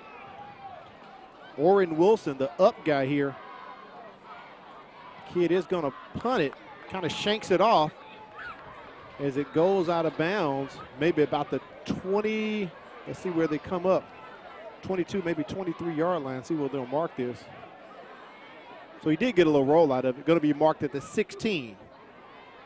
So Vigor will take over at their own 16-yard line with 5:19 remaining here in the first half. Well, that was a big-time stop by this Vigor defense, and that's exactly what they needed. Now, here it is offensively. They have to answer the call because a lot of these guys are playing Ironman football. They're playing both ways, offensively and defensively. Both of these clubs have Ironman wheels, and now Vigor just needs to get something going offensively. Mix under center. Does hand that one off. Ja'Cory Barnes on the carry. We don't very often see a high school quarterback under center, Corey, unless it's maybe victory formation. Not very often we see a formation like this. Yeah, I mean, it's a situation to where that looked like a stretch play that was a little bit delayed, but Vigor was able to pick up positive yardage. Nonetheless, something that they want to go ahead and control down in distance, and they want to stay ahead of the sticks, and they're able to do so now, second down and 6 from their own 19-yard line. Hand that one off to Coleman. And he's trying to get away from a few of the Lions, but they impede his progress. I believe maybe a gain of 1 possibly. It'll be 3rd and about 4 or 5 coming up here for the Wolfpack. If any game at all, but that was a good stop by Warren Hawkins, the 6', 215-pound senior. Now you're looking at a 1-yard gain on that play. 3rd down and 5 yards to go. Vigor just needs to give Mix Jr. a little bit of time to set up in the pocket to try to complete a pass, because he can go to Devonte Harris. He's got some guys to throw it to. Yeah, exactly. Just need to give him a little bit of time to complete that pass. 3-by-2 formation for the wide receivers here. Wolfpack spreading it out. Empty set. Mix decides to take off. And it does not work out as he is sacked and brought down by a gang of Lions at about the 16-yard line. Relentless pressure by this Williamson Lion defense as Mix could not feel the pressure coming from the backside, and that's Warren Hawkins again, initially bringing the pressure, and then he has his teammates to the rescue, and that's a great job of Tyreek Gaines also. But now it's a stalemate game as the Williamson Lions had the ball at the Wolfpack 29. Now the Vigor Wolves are back deep in their own territory. Need a great punt right here, and let's see if Williamson can get a good return. See what Devin Caldwell can do. Play clock just at 1 second as he gets it off. That one goes straight up, comes back down, and now bouncing backwards. You don't want that if you're Vigor. Williamson's going to have great field position. Looks like possibly at the 26 or 27-yard line. Well, it's a situation now. If you are the Williamson Lions, you just had the ball at the Wolfpack 29-yard line. Actually, yeah, they did. And now you take back over at the 27-yard line. So here it is with 2:54 remaining. You keep knocking, and sooner or later, if you're the offense, you've got to answer that door, and that door being on the scoreboard. But if you're the Wolfpack, you're like, look, we're going to bend, but we're not going to break, and we're going to go ahead and have another stop inside the 30-yard line defensively, just like we did on the previous possession. Williamson averages 19.7 points a contest, only giving up 15 on defense. Miller fakes, tries to connect with Jay Allen Gray and overthrows him. It'll be 2nd down and 10 coming up for the Williamson Lions as we are at the 2:47 mark at halftime. Halftime, take a look at some of the playoff contenders in 4A, 5A, 6A, and 7A. Also may try to slip some polls in or some regional standings. And we'll take a look at homecoming, Corey. A lot of folks dressed up tonight here for Williamson. They're bringing out the ferns and the balloons, getting ready for a big halftime homecoming presentation. And one of the things about homecoming, it is truly a homecoming. When your school is located across the tracks here from Lad Peoples Stadium, you like to see a lot of alumni come back, and that's exactly what you see tonight. Right. Miller's just going to hand that one off to Jacoby Shaw. He picks up a couple. Nice run. Maybe credit him with 3 or 4. It'll be 3rd and maybe 6 or 7 coming up here for the Lions. I'm thinking, Corey, this should be 4-down territory here for Williamson if they don't get the first down right here on 3rd down. I have to agree with you because the drive stalled last time you had the football. Michael Towner and Brennan May Jordan on the stop for the Wolfpack, and again, they're doing a good job flexing their muscles defensively. But here it is right here, 3rd and 7, 2-down territory. Direct snap to Ryan Kidd. Big Ryan Kidd also plays defensive end, and he's just bulling his way past the 20-yard line. He'll be about 3 yards short. So it'll be decision time for Coach Sumter, calling the plays this season as offensive coordinator. Ball at the 20, looking at about 4th and 3 coming up, Corey. Devin Caldwell, 6'1", 210-pound inside linebacker. He's a senior, makes the stop. And how do you stop 260 pounds? Well, you go low. You can't go high, or he's going to give you a piggyback ride. Situation now 4th down and 3 yards to go. You mentioned this being 4-down territory for the Williamson Lions, and indeed it is. Daniel Miller goes to the top of the screen as a wide receiver. Direct snap. There's a Tim Tebow jump pass, and it is intercepted by Vigor. Johnny on the spot for the Wolfpack as he hauls that one in. Great interception. Abraham Daniels, he's the leading tackler for the Vigor Wolves. Johnny on the spot right there, Corey. Well, again, I said it earlier in the contest. that Tim Tebow pass was there. Right. Set up by Kidd. You could see that he missed a wide open wide receiver earlier in the game. There's going to be a penalty flag on this play. Let's see what it is. Motion against the offense. That penalty is declined. 1st and 10. So we have our first turnover of the ball game on 4th down, but in essence, Corey, it's really ball over on downs, but it is an interception. Abraham Daniels right there, he picks it off. And he was looking for Jeremy Williams, who was open earlier. Daniel Miller was open earlier on that Tim Tebow action, but the trickeration, it kind of backfires, but Vigor's defense comes up with a huge stop 2 times within the 30-yard area. 1st and 10 for the Wolfpack on the 15-yard line. Nix is trying to connect. He has plenty of time, Corey. He could probably run and pick up the 1st down, but his progress has been stopped as flags come in. And you know when a quarterback runs around like that, you can probably get called for a hold as you're trying to make up for a block that you maybe didn't set. But Mix had a lot of time to get rid of it, but could not find an open receiver. Well, what you have to do, if there's no open wide receivers, go ahead and tuck that and start going north and south with it. Right. Because you're going to allow those big linemen to hold, and that's exactly what they're probably going to get called for right here, Al. That's what it looks like. So unfortunate for Vigor, what all that time Mix had nowhere to throw the ball. You're right, if he would have just taken off north and south rather than trying to weave his way. On the offense. Those big uglies, Corey. Big-yard penalty. Spotted the foul. They're trying to help him out, but unfortunately get called for a hold. Yeah, it's a situation to where if you're Mix Jr., you got to go ahead and tuck that one and run it. That's what you were looking down the field, and your 2nd and 3rd read weren't there. Go ahead and tuck it and get some positive yardage in this situation, but 1st and 20 now for the Wolfpack.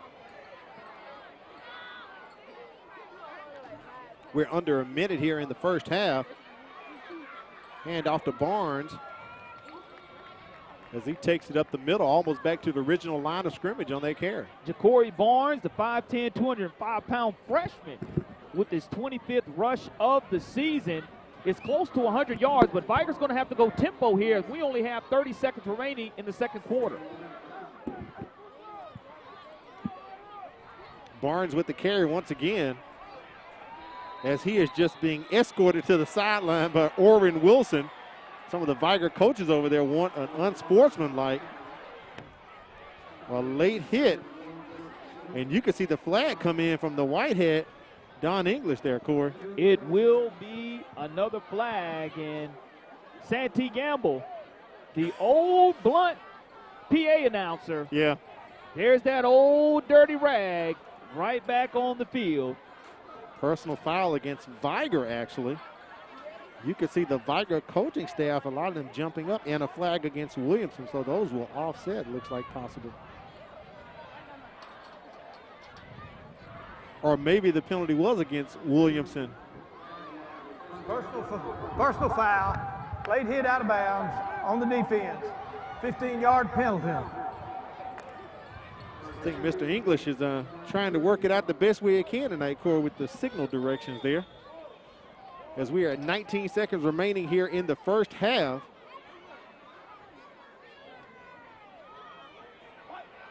Mix has all the time in the world and trying to get it connected with the receiver, and he drops it, had his hands on it, Devonte Harris, but he was in double coverage, Corey. Good job of defense by Charles Harris, the 170-pound sophomore, in one-on-one coverage with Devonte Harris, knocking that ball away at the last moment. But that was the first time that you saw the arm of Mix Jr. as he had plenty of time, a clean pocket to throw that ball to Devonte Harris. Harris is a big, long wide receiver, and he hit him right in the bread basket. You got to catch that one, Corey. You got to catch it. You look at Christopher Agee, hit his helmet saying, you know, I thought that was a catch for my teammates, but Mix Jr. is right back at the line. Does get that out to Harris. Harris needs to get out of bounds to stop the clock. And the fans calling for another late hit, and I think they may get it. The flag does come out. You look at the referees trying to take care of the sidelines, but more importantly for the Williamson Lions, Robert Woodyard does make his entrance back into the contest. Right. And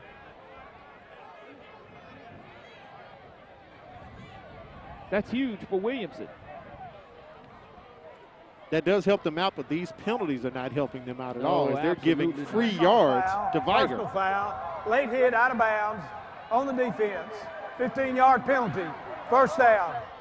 So Vigor has picked up in this series almost back-to-back first downs off of penalties, Corey. If my memory stands correct, up to this point, they had only earned one actual first down. Yeah, I mean, it's a situation where you get this gift, though. 6 seconds is going to be enough for a Hail Mary. Williamson's got to drop everybody back, and if you give him a clean pocket, he can throw this football 45 yards.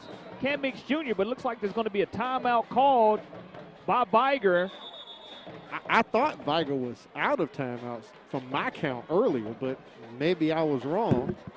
But Ladd says that's their last timeout, so I'll stand corrected, of course, no problem. And no worries. They grant the timeout to Coach McKenzie. And here it is. You're looking now for Vigor to go ahead and throw this Hail Mary, and I think they need to throw it to Devonte Harris because he's the leaper, him and Christopher Agee. Now, if you're having technical difficulties with your online learning at your home, follow these steps. Let your teacher know, number one. Secondly, call your school. If you still have issues, call 221-7777 Monday through Friday from 3 p.m. to 8 p.m. if you're having technical difficulties during online learning at your home. Also need some help with your homework? Log on to homeworkalabama.org for free homework help, tutoring, and test prep. There are services out there that can lend support to help you. I'll tell you right now, Al, on this Hail Mary attempt by Vigor, it can go one of two ways. Yeah. You go ahead and you do throw the Hail Mary and possibly have an opportunity to score, and or you go ahead and you run some type of draw to try to run the clock out and be happy with the score being 8-0 here at halftime as we approach halftime. But, I mean, go ahead and take your shot. Well, you could do that because Vigor will receive the ball in the second half. But it looks as if they are going to air this one out. And you can get a nice look at Anthony Mix Jr.'s arm as he threw that ball out to Devonte Harris. If he can get the time, he can do it. He's got the time. He does throw it out. Harris brings it in, and that's a touchdown, Corey. 42 yards from Anthony Mix Jr. to Devonte Harris, a.k.a. Jelly. That's exactly what you wanted to do. I mean, I told you the young man has the arm. He did not have a clean pocket as he had to step up, but outstanding job of climbing the ladder by Anthony Mix Jr. and an even better catch by Devonte Harris. He gets his 5th reception of the season. He's 6 foot, 180-pound senior, but that is the spark that this Wolfpack team needed going into the half. And I mentioned it, Al, that you know Mix Jr. has the arm. Oh, he has it. And with the clean pocket, you know his dynamic wide receivers, Devonte Harris, it made plenty of sense. Great They're going timeout. for two, and Vigor converts the 2-point conversion as they get it in. Taking that ball, Michael Towner. And Corey, guess what? It's halftime, and we are tied 8-8. Who would have thought that at the rate we were going with the amount of penalties we had and also a power outage? It is now 8:25, and we're just taking halftime. Well, it's a situation to where both of these teams had a power outage when it came to penalties because they made a lot of mental mistakes. Yeah. But also the score right before the half, and with Vigor receiving the football to begin the third quarter, that thing called Mo, Uncle Mo, has definitely showed up here at Live People's Stadium in favor of the Wolfpack. Yeah, Wolfpack trying to get the infamous 2-for-1. They got points going into halftime, see if they can get points coming out of halftime because they will receive the ball, as you said. And this is just amazing. You called it, Corey. You could either go for the Hail Mary or you could just take a knee. But you know what? Vigor went for it. So let's take a break, and we'll come back with halftime action. Show a little of the homecoming here. We are tied 8-8 for the MCPSS High School Football Game of the Week.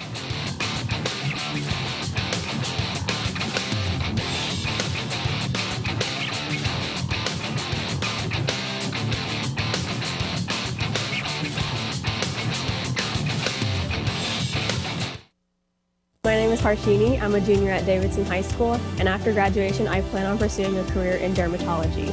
Currently, I'm taking science classes such as AP Chemistry, Biology, and Human Anatomy, which will help me pursue my career. I feel as though Mobile County is preparing me for my career choice in that they provide rigorous classes that help me think further beyond just what I'm learning. I'm Harshini Cannon, a junior at Davidson High School, and I'm learning today so I can be a leader tomorrow. At Mobile County Public Schools, we believe it starts with us. That's why we offer Signature Academies. I'm Tracy Train, and I'm in the Healthcare and Dental Academy at Theodore High School. In the Dental Academy, I'm working alongside dental professionals getting hands-on training from those already working in the industry. Shadowing them on the job makes me want to work even harder because now I know what I want to be. Signature Academies are open to all students in Mobile County Public High Schools. To find out more, visit mcpss.com. At any given time, trauma can happen. And how we deal with it. And how we make peace with it. Starts with me. With Project Thrive, I'm taking the pledge. I pledge to believe and support others experiencing trauma. Will you join Project Thrive and its team of partners who are working together to address issues of trauma? Take the pledge, take a stand, and let's make Mobile a trauma-informed community.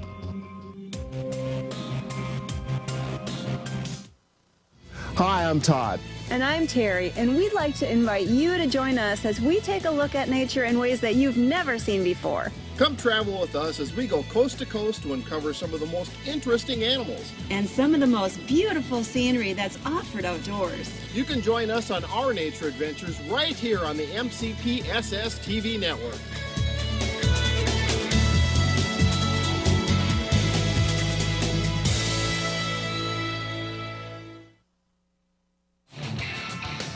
We welcome you back to the MCPSS High School Football Game of the Week. It's halftime. There's a look at the mighty marching Williamson High School band as they're getting ready for homecoming activities here at Lab People Stadium. Corps, we see all the dads with the suits and the ties on and the daughters with the dresses. Yeah, I mean, it's a beautiful time. And again, this Maysville community has really embraced homecoming here. Yeah. As evident as the crowd here. It continues to get better. It helps that you're 6-2 in this situation. But, again, a great game here as we're knotted up at 8. And a great first half of action is evident by that Hail Mary that we saw.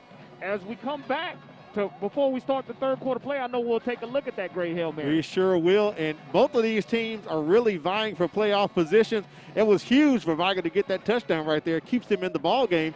And also they want to keep their playoff hopes alive. So let's take a look at some of the playoff contenders from 4A, 5A, 6A, and 7A throughout the area. We'll get the graphic up for you. And we'll start with 4A where we are right here, Corey. Mobile Christian playing host at Jackson tonight. And as you can see right here, Williamson and Vigor. And look down there at the bottom, Vigor 2-2 in the region. And they are needing to get a win tonight and a win next week, which would solidify their situation. Technically, Escambia County, they're not out of it, Corey. They still have an opportunity. They could win these last two. Vigor could lose the last two and flip the script around. Yeah, I agree with you. A lot of competitive matchups, a lot of great football yet to be played. Again, another second half of action here. But when you start talking about this second half of action, as long as Williamson playing Mobile Christian next Thursday night, it's a lot of fun here in 4A and a lot of things yet to unfold. Let's take it up to 5A Region 1 and take a look at that. As we just saw, Williamson and Mobile Christian are clinched. Now in this region, you can see that St. Paul's and Satsuma have clinched. Satsuma only has one region game left against Faith Academy, and that's going on tonight. So that'll wrap up their region schedule, Corey. Go ahead. It is. Faith Academy leading Satsuma 42-0 in the third quarter. So you're exactly right about that matchup. So that'll probably put Faith Academy in with that win tonight, and that leaves one last spot between UMS Wright, Alberta, and BC Rain. So you'll have three teams trying to get in with one spot left. UMS Wright leading BC Rain 20-0 in the third quarter also. So it's just not 4A and 5A. As we continue to look at 6 and 7A, we'll see all the playoff implications, and there's a lot of them still. It still is. Now in 6A Region 1, pretty much these three guys have clinched. These three teams have clinched. Spanish Fort, Saraland, and McGill-Tulane. Big ball game tonight up in 8 Mile as Blunt is hosting McGill. Blunt pretty much, if Blunt can get that win tonight, Corey, that pretty much will solidify it for them, because Gulf Shores technically, mathematically, still has a chance that they could beat Baldwin County. And if Blunt loses tonight, it sets up a ball game next week where Blunt and Gulf Shores will be playing for the 4th spot. Yeah, you're in a situation that Blunt and McGill are tied at 7 apiece at halftime, so that is playing out to the type of matchup that we did expect going in. But there are 4 great football teams in 6A Region 1 that are going to make the playoffs. And again, the 4 seed in 6A Region 1 last year made it to the state championship game. Sure did. And it can happen again here this year also. And also keep in mind, Spanish Fort is yet to play McGill, so if McGill gets the win tonight, you never know what could happen, because then McGill could beat Spanish Fort, and you're kind of looking at one of those 3-way ties for first place, Corey. So this one's still a little convoluted, so we'll leave it alone and look at it again next week. We'll go up to 7A Region 1 right now and take a peek at it. Theodore, with that win last night, definitely solidified themselves as pretty much probably capturing the region. They do have 2 region games left with Foley and Mary Montgomery. Next week, Daphne will be hosting Baker. That's going to be interesting. They had a big win last night as well right here at Murphy. I believe you were on PA as they shut out Murphy last night. Yeah, I mean, it was a tough loss for the Murphy Panthers, but the Daphne Trojans really flexed their muscles in the second half running the football. But there's some great matchups also tonight with Fairhope and Baker. Baker leading Fairhope 13-7 at halftime, and that's going to have a lot of implications. It sure will. Because, again, you mentioned Baker's remaining schedule at Daphne and at Davidson, trying to hold off against the Pirates here in the second half. Just a lot of great football left to be played in the Mobile-Baldwin County area to determine who's going to go to the playoffs. Yeah, when you look at Baker, they're in the situation, Corey, they could literally be the number 2 team. If they can beat Fairhope and they can beat Daphne, they would have the head-to-head win over both of them and possibly could put them in second place to host a first-round playoff matchup. With Davidson's loss to Theodore last night, I'm sorry, not to Theodore, but Davidson's lost to Foley last night, that pretty much takes them out of playoff contention. But look at the bottom. Fairhope will play 3 games within 11 days. They're at Baker tonight. The Davidson ball game is the makeup game from Hurricane Sally. So that's going to be Tuesday night, and then they have to play Bryant. So Fairhope really has a tough road to hoe right now. Tim Carter has a lot of football left to be played. The biggest thing is you get those games in, and let's just say you split. Do you limp into the playoffs? Or do you go ahead and explode into the playoffs, going ahead with a lot of momentum, not a lot of off time, but Fairhope kind of controls their own destiny. And right now, Murphy's kind of the odd team out. They only have 1 ball game left, and it is a 1 actual football game. That is at Fairhope because Murphy is off next week. So they're definitely looking to get a win when they play Fairhope week after next. All right, so there's a look at all the playoff contenders. We're going to take a break and come back. It is homecoming for halftime here at the Vigor Williamson ball game as we're knotted up 8-8 for the MCPSS High School Football Game of the Week. Diesel is a very big industry, and I went into it in a 2-year program at the Bryant Career Tech with Tony Tillman. When Jacob graduated from the Bryant Career Center, he had earned his diesel credential. The Career Technical Center taught me a lot, all the way from not knowing anything about a motor or engine to knowing pretty much every single moving part of them. MCPSS Career Tech. Start your future today. The more parents are involved in school, the more likely it is a child will succeed. Children with involved parents and attend school regularly make better grades and have better social skills. Every involved parent makes a difference. Get involved. Ask about your child's day. Explain how your education matters. Parent involvement, it matters. You can find more information on parent involvement at mcpss.com. The Environmental Studies Center is a natural sciences education facility designed to provide unique learning experiences. In addition, wildlife rehabilitation plays a vital role each day at the center. Featuring more than 500 acres of rich woodlands, the center affords teachers, students, and the general public an opportunity to experience firsthand the natural environment. Environmental Studies Center. It starts with us in the Mobile County Public Schools.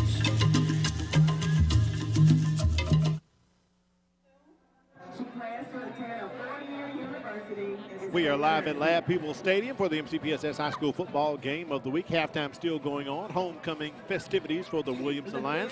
Right now, Mobile County Public Schools isn't just building the leaders of tomorrow in its classrooms. It's building the leaders of today through professional development.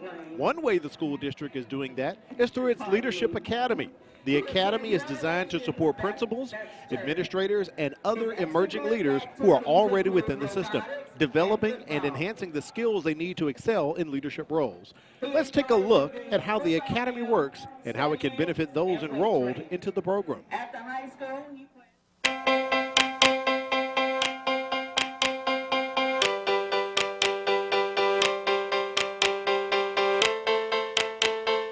Mobile County Public Schools Leadership Academy is designed to support and to really grow our own leadership within our school system. We value leadership. We know that really our teachers have the greatest impact on our students, but our leaders in our schools have the greatest impact on our teachers. And so in order to be our very best for our students, we want to continue to provide professional learning opportunities for our leaders, and that's the purpose of having a Leadership Academy. I will tell you this, it is very beneficial for me. Coming from the same school, my entire career has been right here at Woodyard. I did student teaching, then I was the 5th grade teacher, then I was a reading coach, assistant principal, now principal. And you would think coming from the same school that you kind of know it all. I don't, and I promise you the Academy has definitely helped me with my leadership skills. It's helped me to build better relationships with my teachers that were actually my colleagues, and now I'm their boss. So it was kind of hard going from we're on the same level to now I'm their boss. So it has taught me how to make that change and how to make it a positive change where my teachers love to stay here. They don't like to leave. Being a part of the Leadership Academy, I was taught things that I didn't necessarily know before going into the Academy. So the speakers that they had, especially Dr. Holly, it was a huge eye-opener for me. That session with him did a lot for me, and I was able to turn a lot of the things that he talked to us about around when I came here in the school, and I can definitely see the changes that it has made. If you are interested in going into leadership, this is definitely a great start. If you are in admin, or if you just want to be a leader, not necessarily a principal, but if you want to be a leader within your school, this is a great way to start because you're going to learn so many different things from so many different people. And not only that, you get to work with other leaders or aspiring leaders all over the county. What I've taken from this is that anyone who, even a classroom teacher, anyone who is leading in any capacity, if it's a classroom teacher, if it's a aspiring administrator or a veteran administrator, it's not just for those who are currently principals. Anyone who wants to improve in their leadership skills and in their leadership capacity could benefit from this. The way that the Academy has been set up for us to focus on those standards for educational leadership and the collaboration that has been allowed, from the aspiring administrators, the new administrators, the veteran administrators. There have been so many opportunities for collaboration, and learning from other people's experiences and the backgrounds from the other participants has been phenomenal. I also think that I would rate it a 10 because it's helped me internalize where I am right now currently as a leader and what I need to do to become a more effective one. I think the most important thing for any educator when they have an opportunity to take part in a cohort, particularly a learning cohort, that they take advantage of the opportunity because we are lifelong learners. And when provided opportunities to grow professionally, especially in a situation like where you are aspiring to be a leader, it's important to make yourself available for the opportunity to be successful and to make it to the next level. The unique thing about this cohort is that you have a mixture of veteran assistant principals, new assistant principals, veteran principals, new principals, instructional leaders.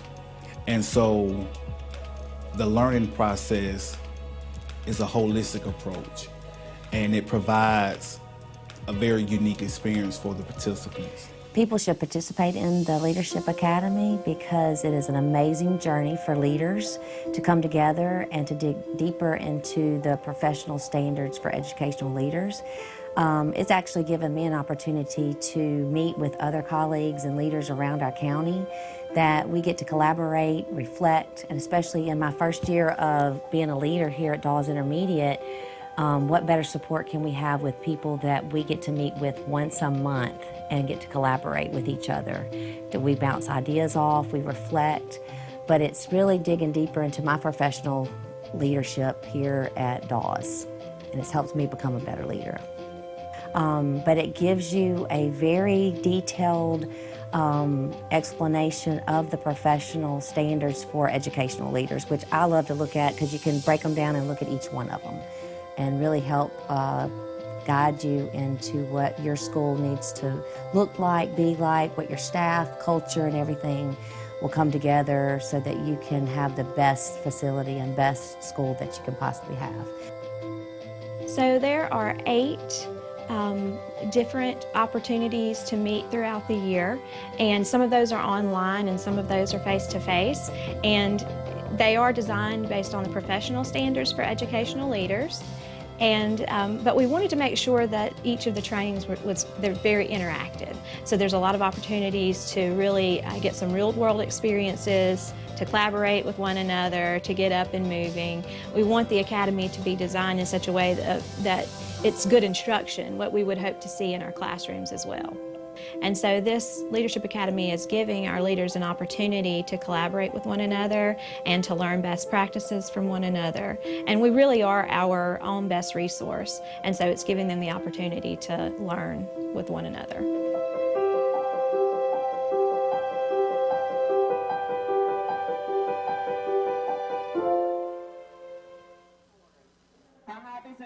And that's a look at the Mobile County Public School System's Leadership Academy. We're going to come back and take a look at stats and revisit Corey's checklist after this break. You're watching the MCPSS High School Football Game of the Week. What's the matter, baby? You're not feeling good? School-aged children are at a higher risk of getting and spreading germs and viruses. To help protect the spread, students are encouraged to stay home when sick. Parents, it's important for your child to remain at home at least 24 hours after they no longer have a fever of 100 degrees or higher without the use of medications. Please help us maintain a healthy learning environment.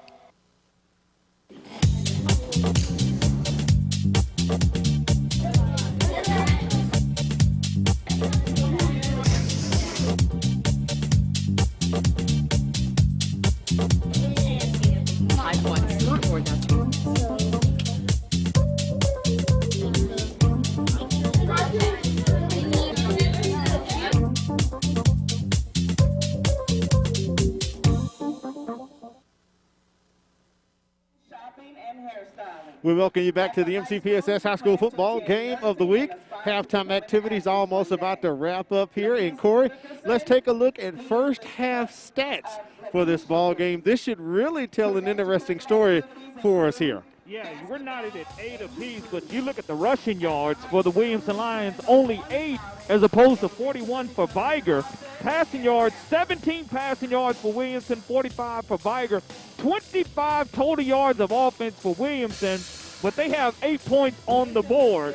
Turnovers, 1 for Williamson, none for Vigor. And the penalty yardage, 5 penalties for 50 yards, 9 penalties for 75 yards. Again, you don't have to be a math major to know that that's way too many. That is too by many. Either team, right, as far as from a yardage situation.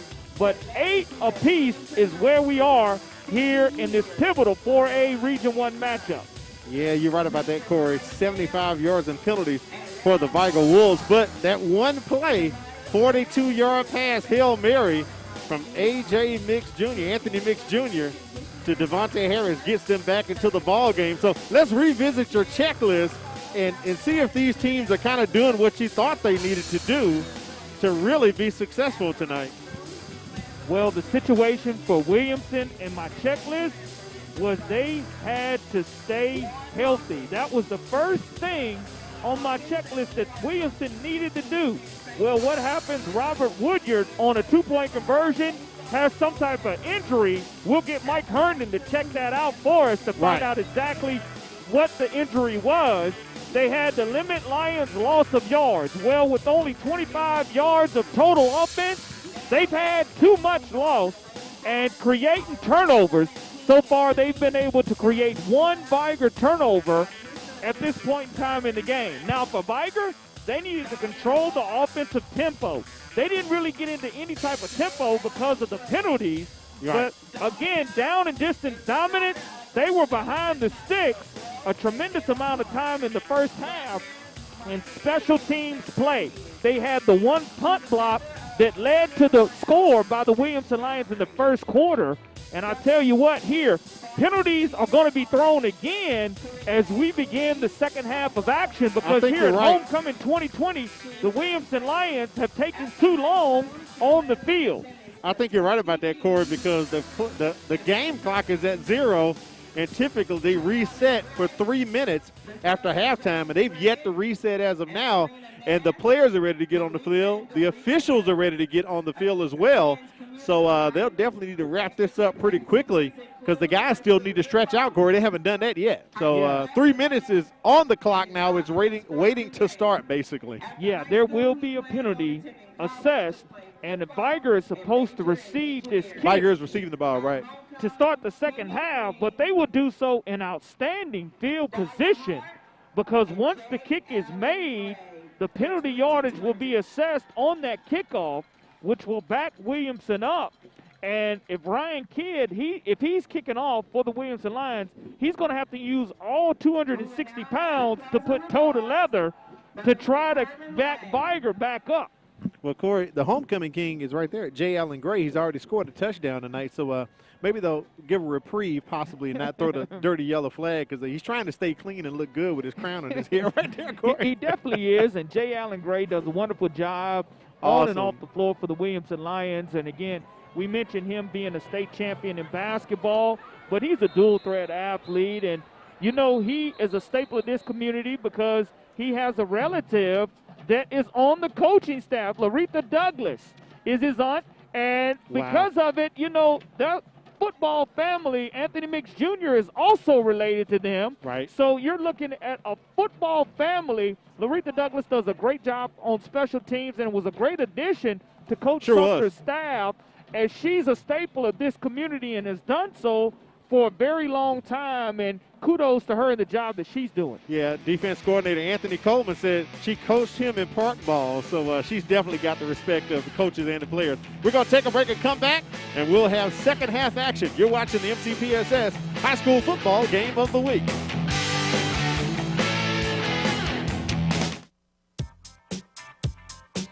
Our mission at Vigor High School is to graduate students who are college and career ready and produce students who are productive citizens in our ever-changing world.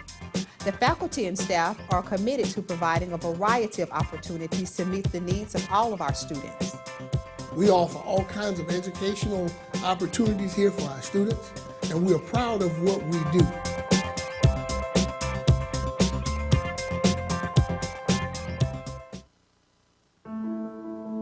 A teacher is one of the biggest investors in a community.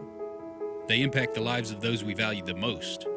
Teachers share knowledge which helps shape and mold our future leaders. Teachers show direction and help build a sense of purpose. Are you ready to make a change? For more information on teaching opportunities, teacher incentives, or to apply with the Mobile County Public Schools, log on to www.mcpss.com. My name is Harshini. I'm a junior at Davidson High School, and after graduation, I plan on pursuing a career in dermatology. Currently, I'm taking science classes such as AP Chemistry, Biology, and Human Anatomy, which will help me pursue my career. I feel as though Mobile County is preparing me for my career choice in that they provide rigorous classes that help me think further beyond just what I'm learning. I'm Harshini Cannon, a junior at Davidson High School, and I'm learning today so I can be a leader tomorrow. At Mobile County Public Schools, we believe it starts with us. That's why we offer Signature Academies. Hello, I'm Jordan Clark, and I'm in the Health Service Academy at John L. LaFleur Magnet High School. My future career is to be an obstetrician gynecologist. With this academy, I'm learning firsthand from people already working in the industry. Shadowing them on the job really makes me want to study hard and work harder towards my career goals. Signature Academies are open to all students in Mobile County Public High Schools. Visit mcpss.com.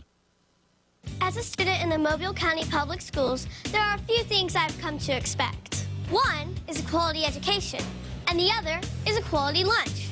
Not only are our school meals well balanced, meeting all federal nutritional standards, but they also have less fat, fewer calories, and they taste really good. Oh, and I forgot to mention, our school lunches contain whole wheat, grains, fruits, and vegetables to give me the energy and brain power to get me through the day. We welcome you back to the MCPSS High School Football Game of the Week. Al Whedon, Corey LeBounty on the sidelines. We have Mike Herndon.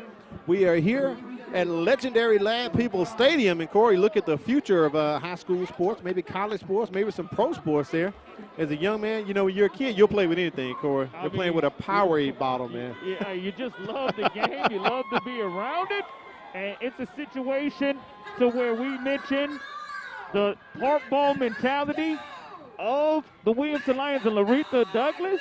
Right. We also see the love by the kids here that are trying to be future Lions. That's absolutely correct here. Vigor's going to be receiving the ball coming out here in the second half. Corey, if you're Coach McKenzie, what did you talk to your kids about in the locker room? That was a big emotional swing there as they picked up that 42-yard Hail Mary pass to go into the locker room to get their first points. What do you think he talked to his kids about? Yeah, you had the first talk to him about the penalties.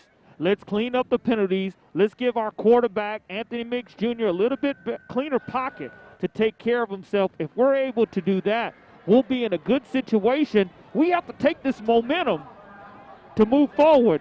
And there's the official throwing the flag here for the delay of game. There it is, Corey. You called it, buddy. Yeah, I mean, you have your 20-minute halftime and then your 3-minute warm-up time, but that took about 28 minutes. So we had about a 25-minute power delay on top of a longer halftime. Hey, right. Let's see if the Vigor Wolves can go ahead, like you mentioned, with Coach McKenzie's strategy to where he wants to control the line of scrimmage. He wants to control the offensive tempo. And what I would like to see, and I know Coach McKenzie would too, for there to be consecutive plays without a flag. Without a flag, right. Get some momentum going, get some consistency going, and that can really, really help change things around and help them out. Got to thank Firehouse Subs for helping us out, providing us with the eats during our intermission and halftime. Corey, I partook in a couple of the Firehouse Subs, so thanks to Jim and Susie Sherman for bringing it out to us tonight. We do appreciate them. Go by and see them at the Greenlight Road location at Firehouse Subs. Also, Future Ones, where you can get your team apparel from baseball to wrestling, all sports in between. Wear the future with Future Ones. We're wearing our powder blue Future Ones tonight, and I got our Future One Gators. And also coming up later on, Corey, the Game of the Week Brain Buster. It'll be popping in sometime this quarter. We reveal the answer between third and fourth quarter. Corey, you're 3 for 3 right now. I'm going to try to pull through here as we start the second half of action, guys. Let's see if we can bring up that Hail Mary right before halftime, as that was a big momentum changer for the Vigor Wolves. Devonte Harris brings that ball up to about the 28-yard line, Corey, and we have started the third quarter with another penalty flag. And here's that Hail Mary. You look at Anthony Mix stepping up in the pocket, throwing it up for grabs, and who goes to get it? None other than Devonte Harris hauls it in, and then they went for 2 and got the 2-point conversion. That's how we are at 8 points apiece here at Lad People Stadium, but another penalty flag. Spot of the foul, 1st and 10. And Corey, keep in mind, penalties really help set that up for Vigor, because Williamson had just been assessed a 15-yard late hit out of bounds.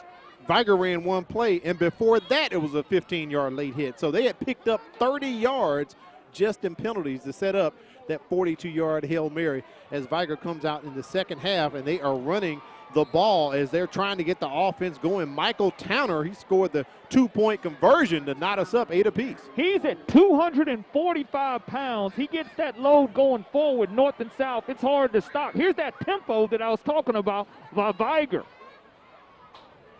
And they hand that ball off once again, just moving the pile as Vigor's trying to get some consistency to try to get some plays, and they do pick up a first down. But Towner like with you the mentioned, the biggest thing for the Wolfpack is taking advantage of the fact that Williamson has a lot of guys playing both ways. Right. And because they have a lot of guys playing both ways, that's exactly what Vigor wanted to do to control the offensive tempo, and right now they're getting back to the line of scrimmage quicker. Towner once again with the carry. Vigor dresses out about 67 players on their team compared to 25 for Williamson tonight, and Vigor has 17 seniors as well. So they have a lot of kids, and they're playing 4A ball, Corey, to have 67 players on your team. And one of the things that you also see that was a story of the first half is Robert Woodyard went out in the first quarter, returned very late in the second quarter, but he starts the third quarter of action here from his linebacker position, and let's see if he continues to play both ways, whether he'll play wide receiver as well as linebacker or whether he'll just stick to defense here in the second half. Direct snap to Towner. He's just going to bull his way forward, kind of out of a Wildcats formation there. I think he may have picked up 1 yard, Corey. It'll be 3rd and 9. Tyreek Gaines stands him up, but he continues to try to churn those legs and get that extra yardage. Brings up 3rd down and 9 yards to go now for the Wolfpack, and you see their substitution personnel getting on and off the field at a much quicker pace. And also you can notice as they substitute with the personnel, you can see this is going to be a pass play because now you bring in Devonte Harris, Farron Brown, quarterback Anthony Mix Jr., as opposed to previously with a running package where they had Michael Towner with the direct snap. Mix has time, steps up into the pocket and finds Devonte Harris, and Harris is gone to the house. 10-5, touchdown Vigor Wolves. No flags on the play, and you look at that being a 71-yard strike. And again, Anthony Mix Jr. climbs into the pocket. You see the big gap he has. He steps up, finds Devonte on the slant route, and Devonte is off to the races. He leaves everyone else in his dust. Uncle Mo has definitely showed his face here for the Vigor Wolves to begin the third quarter of action.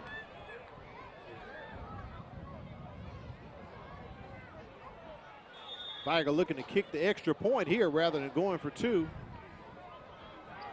Quintarius Abney on for the extra point.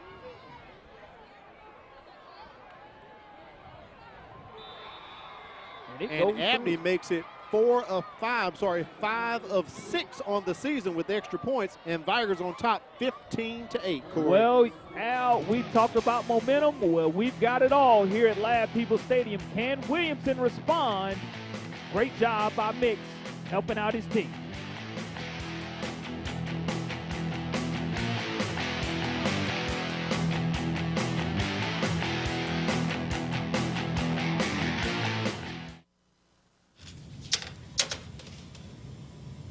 Wow, these are really good.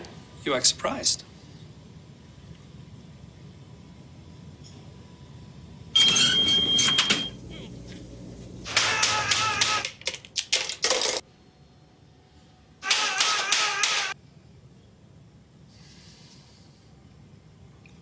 Practice makes perfect. You don't have to be perfect to be a perfect parent. There are thousands of teens in foster care who don't need perfection. They need you.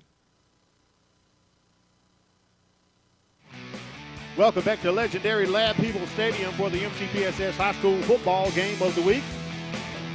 Vigor on top 15-8 after a 71-yard pass.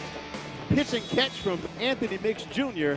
to Devonte Harris, and the Wolfpack are making themselves known now, Corey. And that's what Coach McKinnis wanted. He wanted his team to respond. Now let's see if this Wolfpack defense can be stingy, or can the Williamson Lions answer the call? Jay Allen Gray fills that one at about the 21-yard line and runs right into a Vigor Wolfpack player. Marcus McCants tackles him as he runs right into him. at about the, what's that, the Corey, the 28, 29-yard line. And here's the thing for the Williamson Lions. For them to get back into an offensive rhythm, they have the mismatch on the outside to J. Allen Gray, but they're going to have to find a way to establish that running game also. Now, what I'm looking for here to see if Robert Woodyard comes out and is a wide receiver. He is going to play offense now. He is going to come back on the field, so that's something to keep your eye out on because he is their leading receiver. I mean, he has 37 receptions on the season and has great hands. So that's something, let's see if they go quick to him or they try to get Jacoby Shaw involved in the running game, which we mentioned Williamson only had 25 yards of total offense. Hand out to Jacoby Shaw, going to the outside. Flag comes in on the play as he is manhandled and brought down, Corey. Big stop right there. But flags do come in the area possibly of holding. Brendan May Jordan throws down Jacoby Shaw. And there's the holding call as it goes back. Robert Woodyard, you just talked about him, has 6 offensive touchdowns on the season. And we've yet to really see his offensive presence so far in the ball game. Holding on the offense. 10-yard penalty. Replay first down. Coach Sumter has decided to run the, if you want to call it the big jumbo package with Ryan Kidd a few times tonight. We've yet to see, as I said, an offensive presence for Woodyard from the wide receiver position, as they have Brendan May Jordan, who pretty much has been the Vigor Wolves starting quarterback the entire season. Corey, he leads the team in passing and rushing, but tonight a strategic move by Coach McKenzie to line him up at cornerback, and he's lined up against Robert Woodyard at the top of the screen there. But now you're going to have a timeout Williamson as they're a little bit discombobulated offensively. Coach Sumter wants to regroup them at first down and 21 yards to go. And what you have to tell your quarterback in this situation is that you're not going to get it all back in one play, and we don't have to force the football. Let's just kind of dink and dunk our way down the field.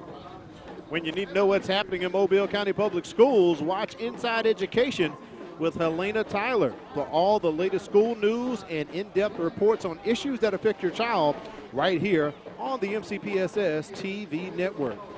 Al Weed and Corley Bounty, Mike Herndon on the sidelines for the action tonight as Vigors on top 15-8 in a big 4A Region 1 matchup here at Ladd People Stadium.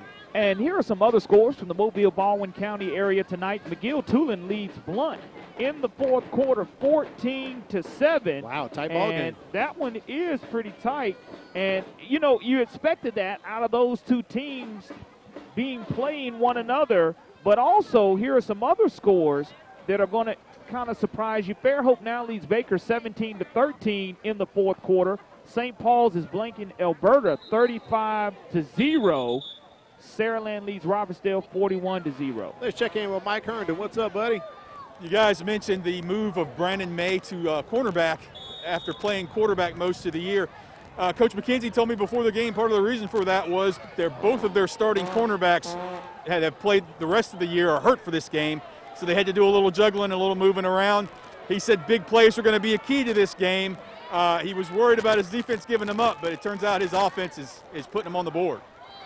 Thank you, Mike. We appreciate that. Yeah, he did say Arthur Jackson was out. He wouldn't be playing tonight. As that pass is completed to Robert Woodyard, his first time touching the ball on offense tonight, I believe, Corey. He's trying to get back to the original line of scrimmage. He's going to be short. And a flag on the far side near the 10-yard line on the Vigor sideline, Corey, as the flags continue to fly. In addition to the lights going out, Corey, we're going to be getting home late tonight, buddy. I tell you what, when I go to sleep tonight, I'm going to be seeing the color yellow. Because that's all we've seen on the field tonight.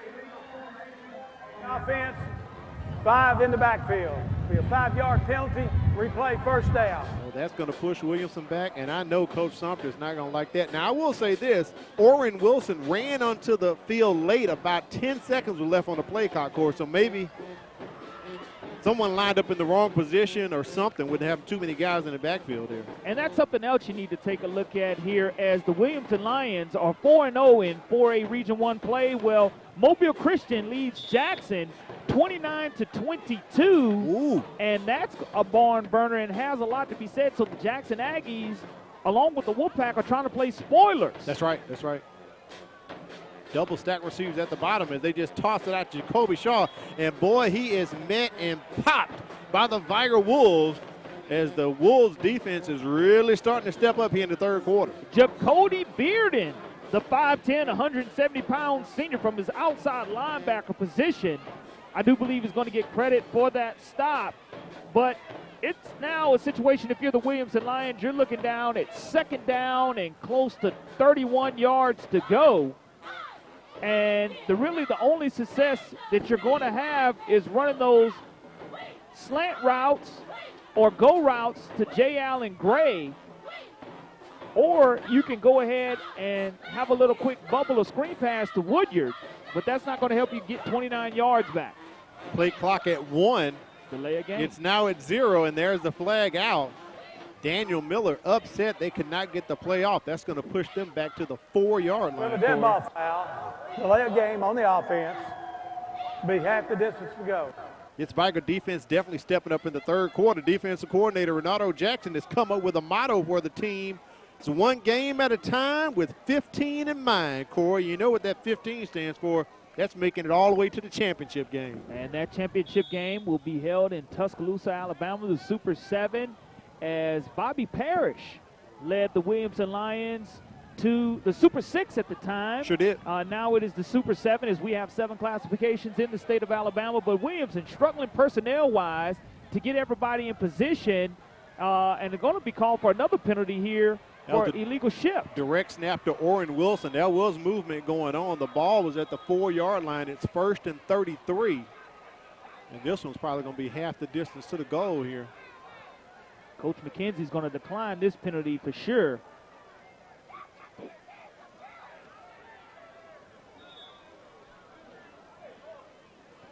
I saw him on the sideline stating that he did want to decline it. But now you're looking at second down. It was already second down and 33 yards to go. First and 33. This would be second down. We have illegal formation on the offense. That penalty is declined. It'll be third down. The field marker says second down, but Ladd has 1st and 33, so I'm incorrect there, Corey. And it's a situation to where now if you're Coach Sumter, if they call timeout right here, it's to clean things up. And I think that's exactly what we did have after the penalty called against the Williamson Lions. We do have a timeout that has been called, and Williamson's coaching staff is just going to have to regroup the guys. They're going to have to. That's their second one they've used in the third quarter. That's down huge. to one timeout. That's going to play a factor. Wow. There's 2 coaches in the Mobile area that normally use all their timeouts. One is Rico Jackson in Murphy, and the other one is Coach Sumter here at Williamson. And you get 3.5, and you can use them at your disposal. And coming out of that penalty situation, Coach Sumter only has 1 timeout remaining now. Third down and 31 yards to go. Williamson has to make sure they don't turn the ball over and are able to just try to give themselves a punting situation. They're going to put Ryan Kidd in the backfield at quarterback to try to just plunge forward, I do believe, in this situation. We saw him with the fake Tim Tebow pass earlier that was intercepted. Right. Ball being spotted for play now.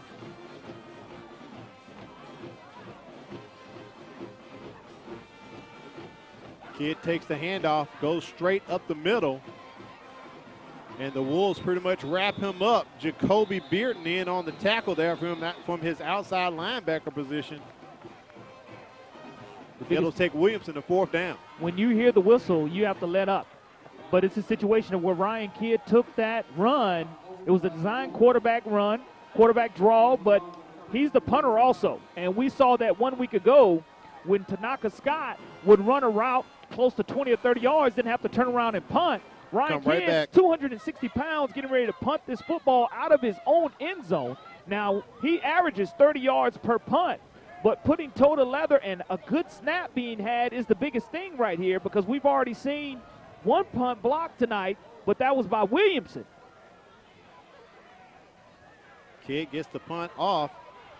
It's a line drive to Devonte Harris. He has 2 touchdowns tonight, receiving touchdowns, and he is wrestled and tackled.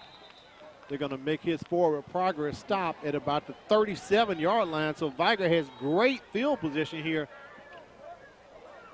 with their second possession in the third quarter, Corey. Well, can they capitalize off of that last touchdown that they had? And Vigor is playing with the cutthroat mentality, meaning when we talked to Coach McKenzie in the pregame, he said this is our playoff mentality. It's win or go home for him. Right. And his guys have taken that mentality with the Hail Mary. They came out with Uncle Mo in their side. They went ahead and marched down the field quickly with that 71-yard touchdown strike.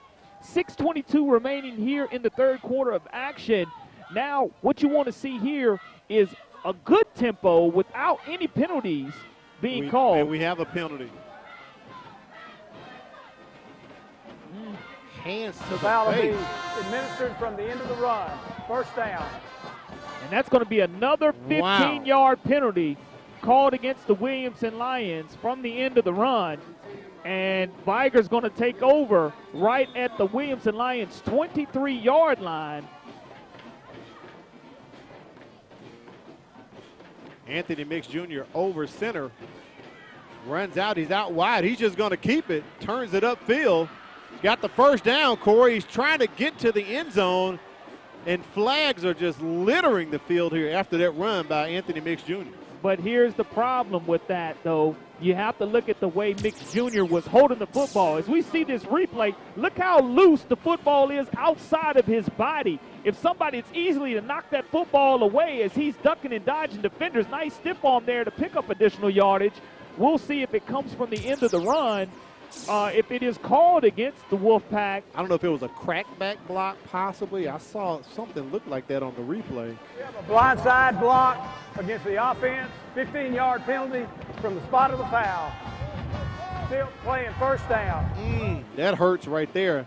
Takes away a lot of the yardage Mix picked up. The good thing is he does get the first down. Because and it does. He gets down inside the 10-yard line on that run, but Mix really has to make sure he values that football, or Williamson is going to be able to punch that out, and that pigskin, when it hits this artificial turf, is going to bounce up.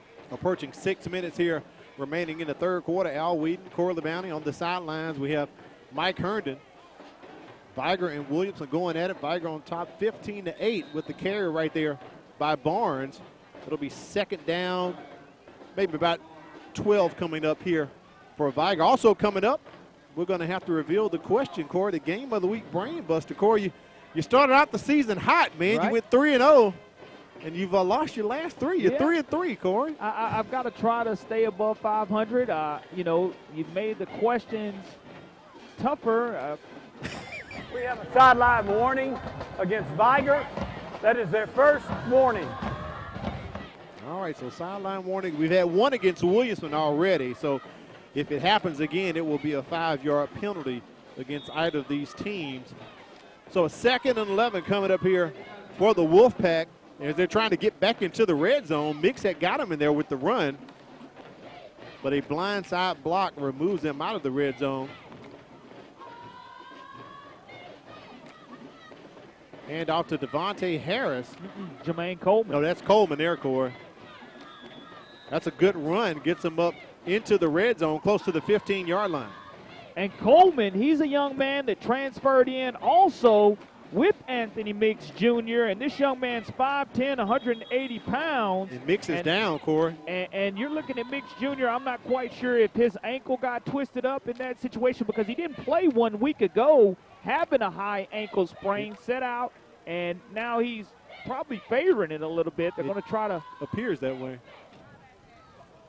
To look at his ankle. While they take a look at him, Corey, we're going to take a look at the question. The game of the week brain buster, Corey. Here we go. You've been begging for multiple choice, so we dug into it for you. So here we go. Vigor and Williamson have both produced 2 parade All-American football players. Which player listed below was not a parade All-American? So, Corey, you think about those choices. You've been begging for a multiple choice, so we found one for you. Vigor and Williamson have both produced 2 parade All-American football players. Which player listed below was not a parade All-American? We'll reveal that answer between the 3rd and the 4th quarter. You got about 5 minutes to chew on that one, Mr. LeBounty. I like that question. Michael Towner with the direct snap. He is close to the first down with his forward progress, and he lunges back over. I think he's going to have it. Good second effort. And it's going to bring up either a first down or a fourth down in inches for the Wolfpack. But when you have Michael Towner Jr. lined up at quarterback, he's a shotgun-style quarterback. He doesn't line up under center, but on this play right here, I would line him up under center. Or better yet, I would line up Brandon May Jordan, who also has played quarterback for you. And this is a good timeout by Coach McKinnis right here. Vigor. Coach McKenzie calls timeout. I can see Anthony Mix Jr. kind of running and walking a bit on the sideline, trying to stretch out whatever it was. Possibly could have been an ankle. You're right. He didn't even dress out last week during their contest. So good timeout right here for Coach McKenzie and the Wolfpack. While we got a break, let's take a look at the Alabama Sports Writers Association top 10 polls. In the 4A poll, American Christian is #1 again for another week, as well as Madison Academy, Mobile Christian, and Gordo following suit at numbers 2, 3, and 4. The only movement here is Madison County dropping to 8, allowing Handley, Ottawa, and Jacksonville to all move up one spot. Bibb County and Good Hope are 9 and 10 again. And look at Williamson picking up 20 votes. Cora, we know they're going to host Mobile Christian next Thursday night. We can take a quick look at the 5A poll if we can. Over in 5A, no changes here. Exactly the same poll as it was last week. Corey, all 10 teams won last week in the 5A top 10 poll. So we'll get this fourth down play off and look at 6A and 7A in a matter of moments here. 4th and inches coming up. And it looks like the Vigor Wolves are going to have the first down.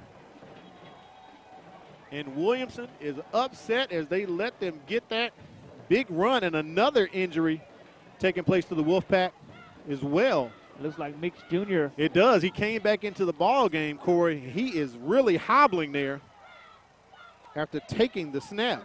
Yeah, I mean, it just shows the guts and the fortitude that this young man has. He wants to play. Yeah, he does. But now you're at a 1st and goal to go from the Williamson Lions 7-yard line, and let's see if Vigor can capitalize under center. Michael Towner just taking the snap, running behind the guard there. And now we just have a big rugby scrum as guys are all bunched together looking to the sidelines. Well, Mix is still stretching it out, Cora. I tell you what, Vigor could have some success outside in the perimeter. You haven't seen them really – you've seen them run some stretch zone plays, but I would like to see them bounce the football to the outside, because you put the pressures on the corners and the ends. Williamson runs this 3-4 defense, and if you're able to bounce the ball to the outside, I think you'll have a lot of success, whether it's on a scramble or a draw to the outside. 2nd and 6 ball on the 6-yard line, and they hand that one off to Coleman, and he's just going to dance on in, Corey. It is a touchdown, 6-yard touchdown run for Jermaine Coleman, and it looks like Marcus Cook in the running game is really helping out right now with the Mix on the sideline as the Wolves punch it in for a score. Nice touchdown run by Jermaine Coleman. He does bounce it to the outside once he gets to the line of scrimmage, and that is his 2nd rushing touchdown of the season. And the Vigor Wolves have owned this 3rd quarter here in this 4A Region 1 matchup at Ladd Peebles Stadium. Quinteris Abney on for the extra point.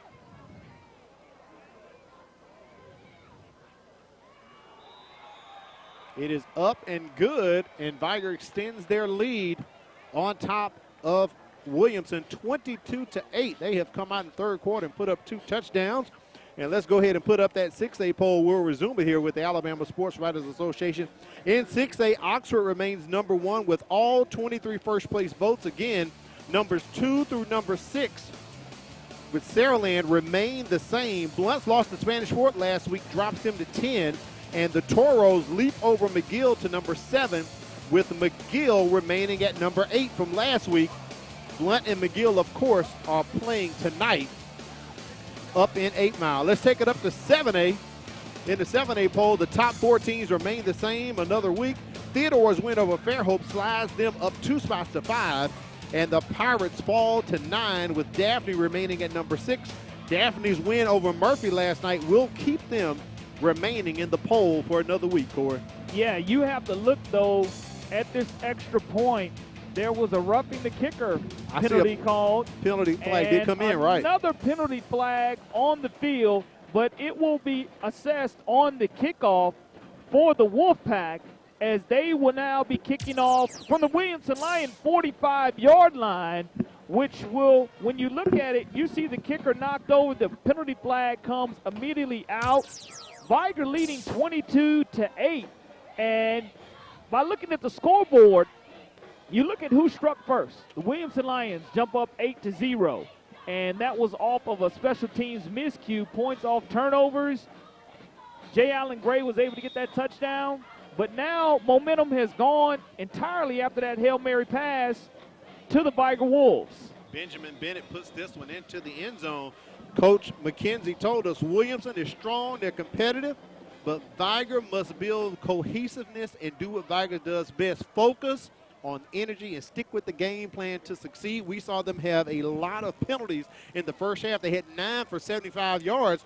But Corey, the last play of the first half they scored, and their first series they came out and scored, so they have stepped it up here in the second half. So whatever was said in the locker room at halftime has made a difference for the Wolfpack. Yeah, they're in a situation that they're just trying to overcome.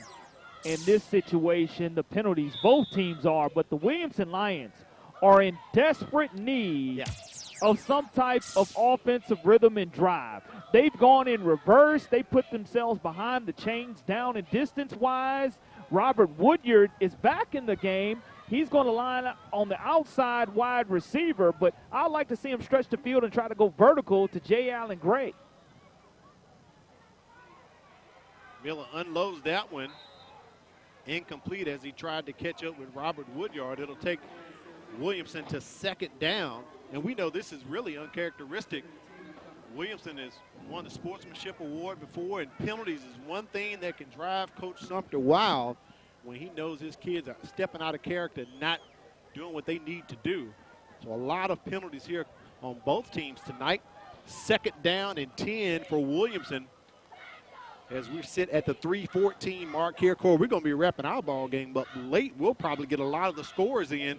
A lot of the games will probably complete before we leave Ladd Stadium tonight. I agree with you, but you're in a situation to where down and distance-wise, the Williamson Lions have not really been able to establish an offensive rhythm. Now you're at third down and 7 yards to go. You can throw the football here, but if you throw an incomplete pass or don't pick up the first down, you're risking giving the football right back to Vigor. So your defense has been on the field almost the entire third quarter. And a lot of these guys, you look at their hands on their hips. Yeah, they play both ways. Because they play both ways. That's right. And it's hard to sustain and maintain your blocks offensively when you're sitting down there and you're chasing Vigor to offensive players all around. Play clock under 5 seconds. They need to get this off to avoid a penalty. That pass almost intercepted, Corey, as Vigor almost hauled it in. Christopher Agee playing on defense there on the slant route. Almost picked off Miller. That would have been Williamson's second turnover tonight. And J. Allen Gray was open, had an opportunity. If he would have been able to have a clean pocket and step up, put some air under that football, J. Allen Gray would have had an opportunity to come down with it. But now you're looking at fourth down and 7 yards to go. Williamson's Ryan Kidd has been very busy tonight as the 260-pound punter, and he shanks this thing off the side of his foot a lot, relies on the bounce, and always gets it end over end and gets a good bounce. He is Mr. Do-It-All for them.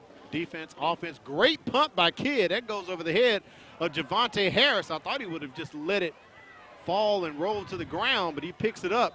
He brings it up to about the 29-yard line. So Vigor on their third possession of the third quarter is going to get the ball here with 2:08 remaining in the third quarter, and Harris is still down. Yeah, he's slow to get up as he landed awkwardly returning that, and that was a great open field tackle by Charles Harris on the special teams play.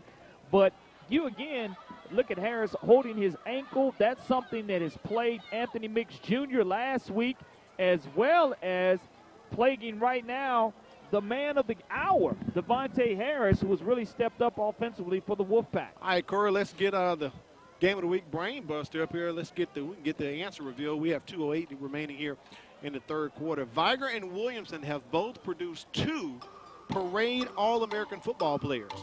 Which player listed below was not a parade All-American? Well, I'm going to tell you right now, in my mind, Willie Anderson was a parade All-American. Okay. T. Martin, to me, was a parade All-American. All right. Jamarcus Russell, to me, was a parade All-American. All right. Lectron Williams, to me, was a parade All-American. Uh-huh. I saw Willie, I saw T, I saw Jamarcus, I saw Lectron. I'm going to say C, Mitch Davis.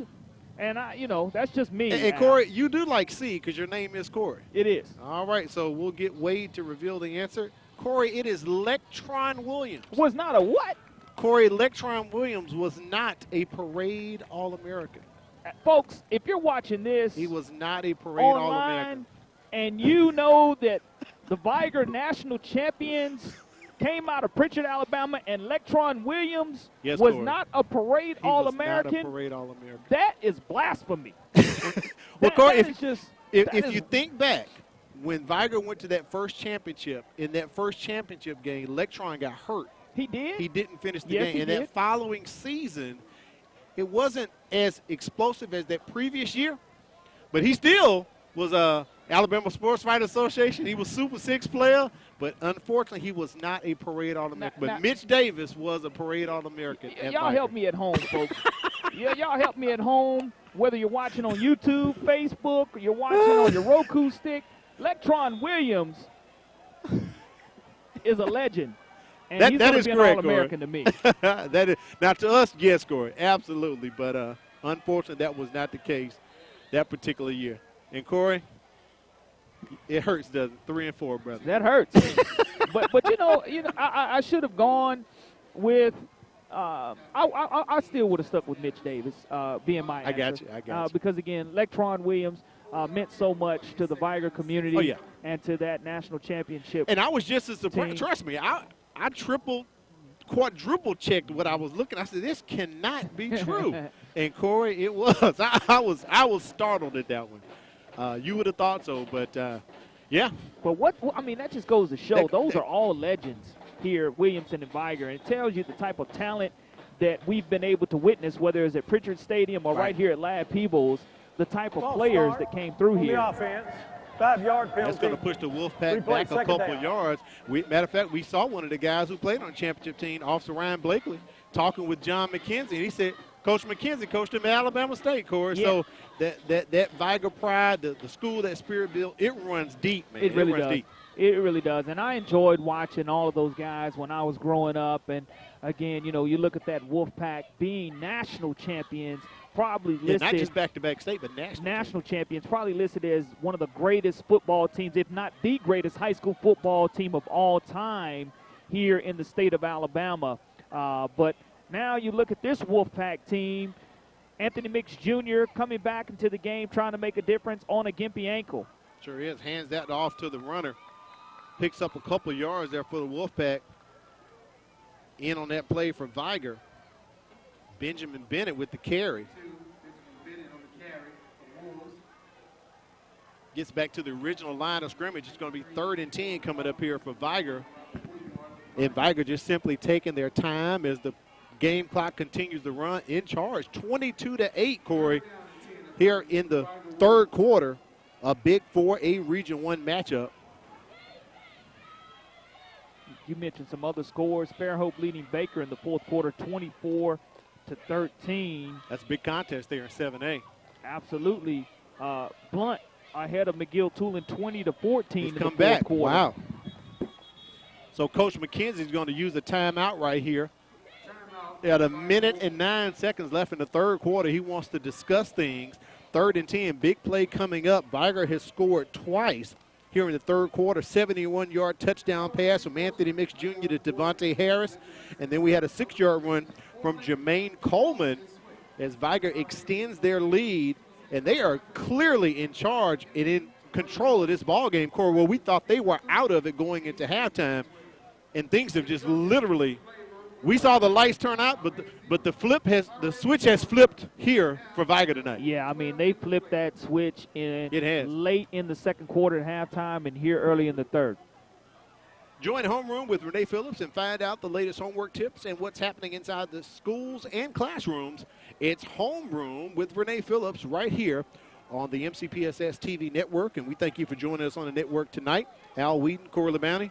On the sidelines, we have Mike Herndon, and right behind us, we have the Firehouse subs from the folks over there at the Greelite Road location. Jim and Susie Sherman took care of us tonight, and we want you to take care of them, so stop by and enjoy more subs at Firehouse Subs. Big-time play right here for Vigor at 3rd down and 10, leading 22-8. They just want to continue to control the tempo. Anthony Mix Jr. tries to get that one out and cannot. Incomplete to Chris Agee, leading receiver for the Wolfpack. Agee probably could have picked up the first down, Corey, if he was able to get a hold of it. So Vigor will have to punt here. But putting toe to leather, they've had one punt block tonight, and Williamson's looking for some type of momentum changer, whether it's on a block punt or whether it's on some type of return. They just need to get in positive field position, as they have not crossed the 50-yard line, I do believe, the entire second half of action. So that's going to be very important for them on this drive right here to get what they need. 5 seconds on the play clock remaining here. Caldwell needs to get this off. Gets a clean kick. And Williamson should just stay away from it. Ball is going to be spotted at about the 49-yard line. So this is really good field position here for Williamson. They should get past the midfield stripe, as you just commented, Corey. They haven't made it past the 50 in the second half. So a good opportunity for the Lions to get some consistency and possibly get some points on the board, as they are down 22-8. And sometimes you see get bogged down in the red zone, but Williamson not necessarily bogged down in the red zone, but bogged down in Vigor's territory, as they got down to the 29 and the 27-yard line, but we're not able to get any points late in the second quarter. Now, let's see if this Vigor defense can get on the field and get after the quarterback and create more havoc.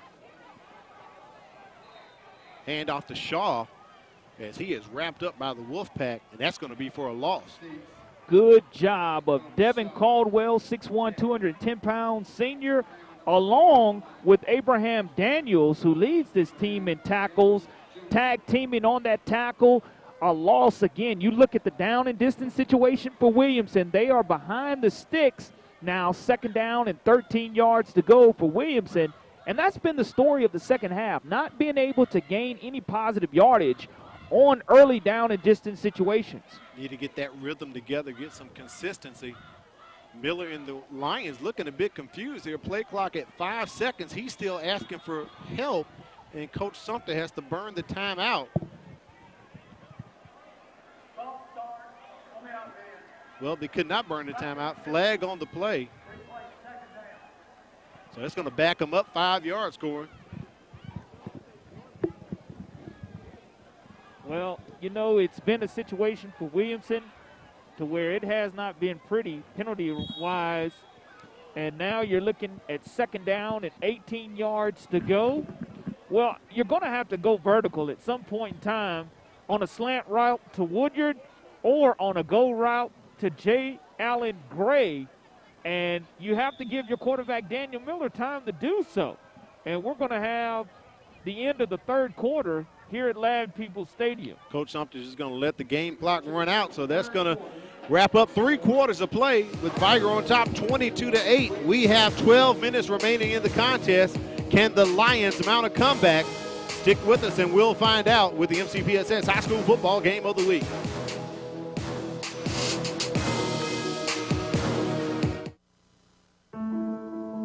A teacher is one of the biggest investors in a community. They impact the lives of those we value the most. Teachers share knowledge which helps shape and mold our future leaders. Teachers show direction and help build a sense of purpose. Are you ready to make a change? For more information on teaching opportunities, teacher incentives, or to apply with the Mobile County Public Schools, log on to www.mcpss.com.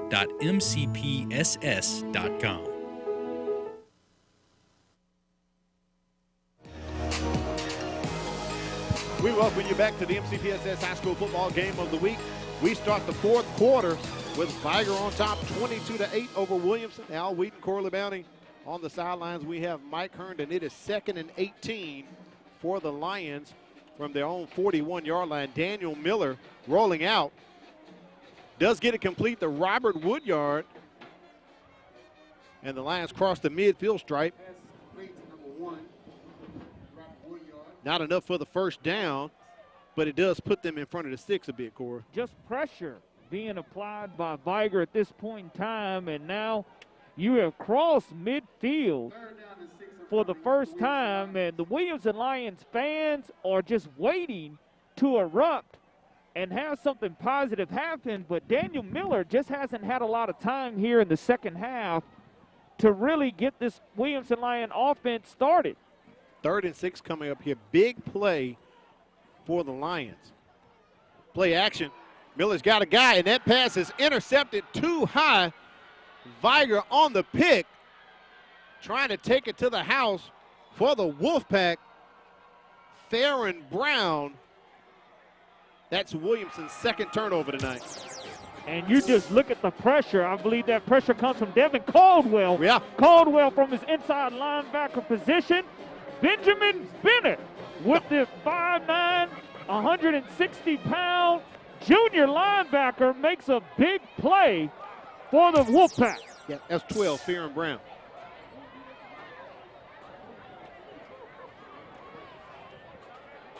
We have an injured Lion down on the play. Try to get a number on him if we can. Doing that return.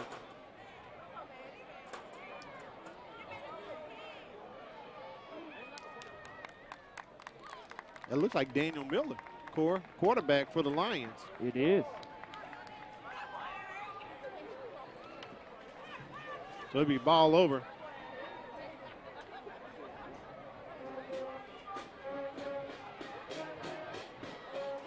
So Vigor sitting real good here. Ball being placed at the 28-yard line of Williamson after that interception. And the Wolfpack looking to put the nail in the coffin if they can here, Corey.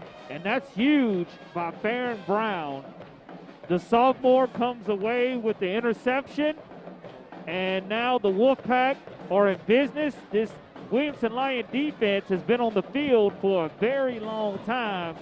And there's going to be another penalty called against Williamson. Wow. And it's just lack of focus right now. And that's what happens when fatigue sets in. You have to remember. Foul. Encroachment on the defense. 5-yard penalty. We play first down. The Lion team played a football game on Monday night. Sure did, played against and are Scambia having County. to turn around and now play the Vigor Wolves. So now it's a situation to where you wonder if the legs are getting a little weary. Vigor with the handoff. Bennett with the carry. Picks up a couple. Be 2nd and 4 coming up here for the Wolves. And the Williamson Lions squeaked out that win over Escambia County 8-0, so they had to earn it. It wasn't like it was a blowout. You look at Vigor on the other hand, they beat Escambia County 19-0 2 weeks ago. So Williamson again, guys playing both ways. You wonder if fatigue becomes a factor. Play action here. And Mix, that ball is stripped out, Corey. You talked about it earlier. And that is going to be a fumble. Warren Hawkins. Strip sack fumble recovery. That is a turnover. That's just a great play by Hawkins. You look at him from his end position. He catches Mix and knocks the football away, and he's able to get the strip, the sack, and the fumble recovery. And just like that, Williamson Lions fans who are left here at homecoming with 10-16, plenty of time for Williamson to respond offensively. Let's see if this. Look at Hawkins. Hawkins has to go right back in the game, and he is gassed. He doesn't have a lot of energy left. Hawkins is playing left tackle, Cora.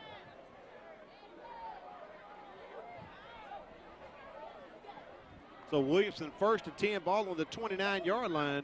Jacoby Shaw, he's got a lot of room, takes it north and south, picks up about 7 on the carry. He's going to be popped hard by Caldwell, but that's one of Shaw's longest runs of the night, Al. Yeah, it is. He's going to get close to 8 yards on that play, and he's fresh because he's only gotten maybe 6 or 7 carries tonight. We know they've had Ryan Kidd coming in, running the ball a lot with that big jumbo package when they bring him in. Shaw back there in the backfield, takes it again. Little quick dive, maybe 1 yard. Looks like a shoe came off, Corey. And you mentioned those pink spats and socks that the Williamson Lions are wearing tonight in support of Breast Cancer Awareness Month. Looking good, young man, looking good tonight. 3rd and 3 here for the Lions after the sack and strip fumble by Warren Hawkins. Little quick out to J. Allen Gray, incomplete. Waiting for him was Christopher Agee from his free safety position. And just like that, Corey, it is 4th down. Williamson not able to capitalize off this turnover. That's the first Vigor turnover tonight. Very omniscient of you, as you said. Mix has got to protect the ball. And he was stripped by Warren Hawkins. Stoppage in play here. And that is Coach Sumter's last time out at the 9:06 mark of the 4th quarter. And it looks like we're going to return, Corey, next week here to Lad People Stadium as Williamson will host Mobile Christian. I believe you said they were in a tight ball game with Jackson earlier. And depending on the outcome of that ball game and this ball game, it's looking like it's going to be a battle for first place in 4A Region 1. Next Thursday night, we'll go live at 6:55 right here at Lad People Stadium. So join us next Thursday, not Friday next week, but next Thursday. Coach Sumter used his last timeout. Vigor has 1 timeout remaining, and Williamson is out. Leave a shot right there. Coach Laretha Douglas on the sideline for the Williamson Lions as they are getting things together here. Big play, 4th and 4, ball on their own 35-yard line. They do send Ryan Kidd out, but you never know, the fake could be on, Corey.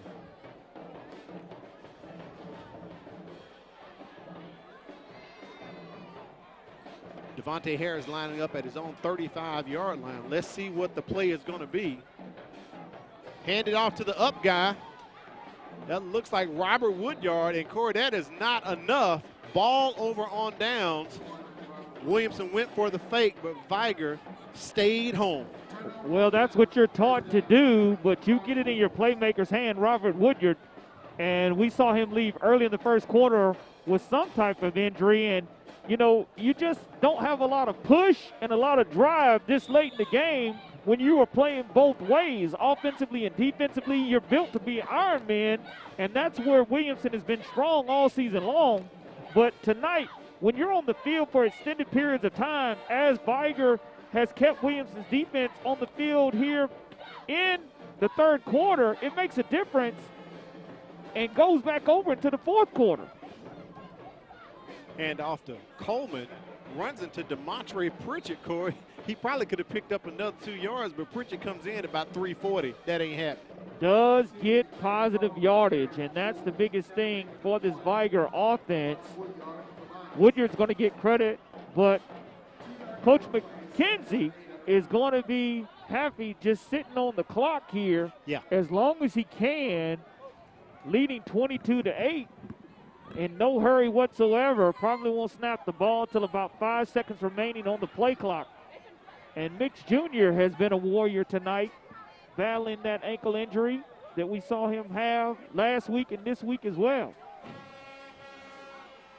That handoff to Devonte Harris. No, that's Coleman on that carry. Jermaine Coleman picks up maybe 1 if they give him credit for that. But it'll be 3rd down coming up for the Wolfpack. Gotta love the long locks by both Coleman and Mitch Jr. They're easy to identify, one being 9, one being 10. But for the Wolfpack, again, you want to bleed as much clock as possible.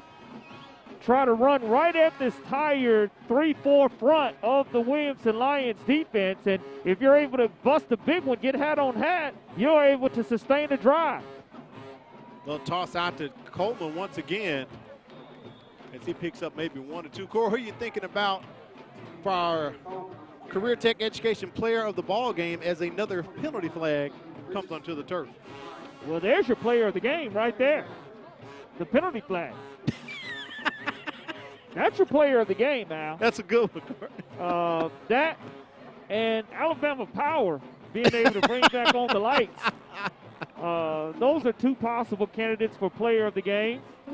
Well, I'll tell you, I'm thinking the guy who's I think really had a big impact tonight coming in and stepping up, Anthony Mix Jr. I'm thinking about him as well, coming into the ball game tonight, and also possibly Devonte Harris as well. I'm gonna lean Devonte Harris. Face mask on the defense. That's a 15-yard penalty.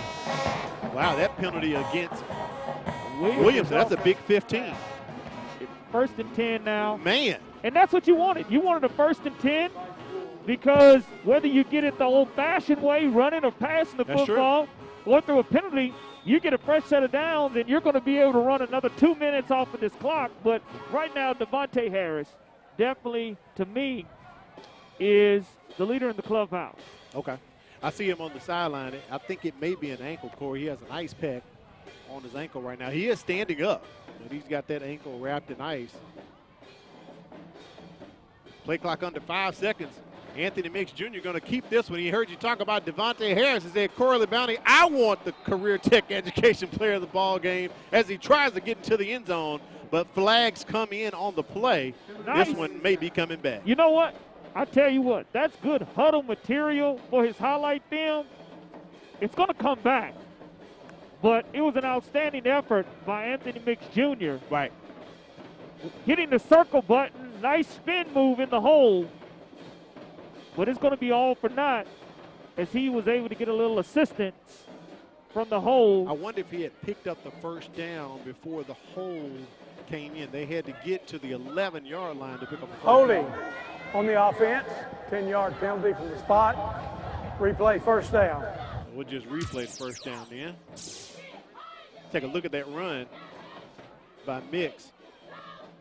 Bounces off one of his own teammates. There's probably the hole right there. As it comes in, you can see Caleb Coleman just throw his hands up in despair. So it's 1st and 8. Ball on the 19-yard line. The Wolves just inside of the red zone as Mix peeks up and looks at the play clock very smartly.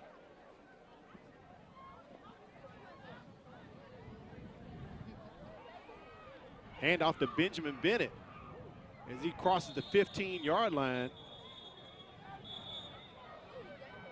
And I tell you what, Al, the Leopards of Mobile Christian leading Jackson 36-22. Wow. So Mobile Christian will be undefeated heading into next week's matchup with this Williamson Lion team here at Land Peoples Stadium. And that'll be, if things hold the way they are now, that'll be a battle for first place and basically who will be a number 1 seed and who will be a number 2 seed in 4A Region 1. 2nd and 3 coming up here for Vigor. They can get a first down without having to score. Mix just taking his time, deliberately running down the game clock. Hands off to Bennett once again. Bennett trying to hit the hole, cannot. He's going to lose about 2 yards on the carry. Possibly setting up 3rd and 6 here coming up for Vigor. Has to make sure he takes care of the football. That's going to be the biggest thing for the Vigor Wolves is ball security.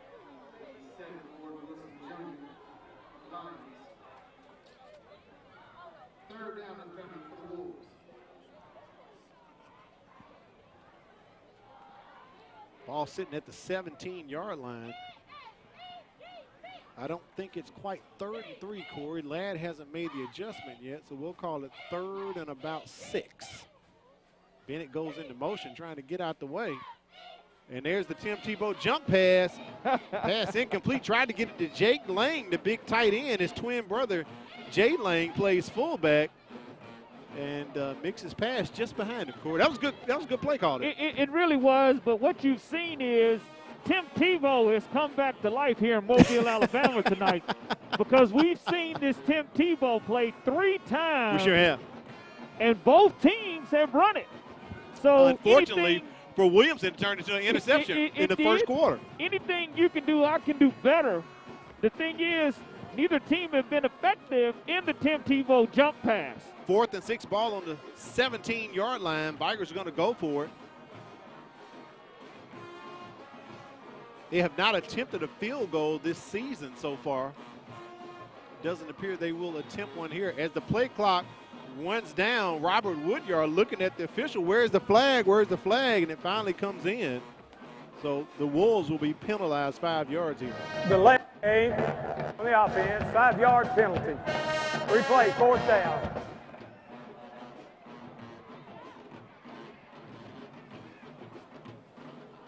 Just pushes Vigor back 5 yards, Corey. Of course, they'll still go for this. Yeah, I mean, you're definitely in 4-down territory. But what you have to do is be in a situation to where if you do get this first down, you don't turn the football over with the interception.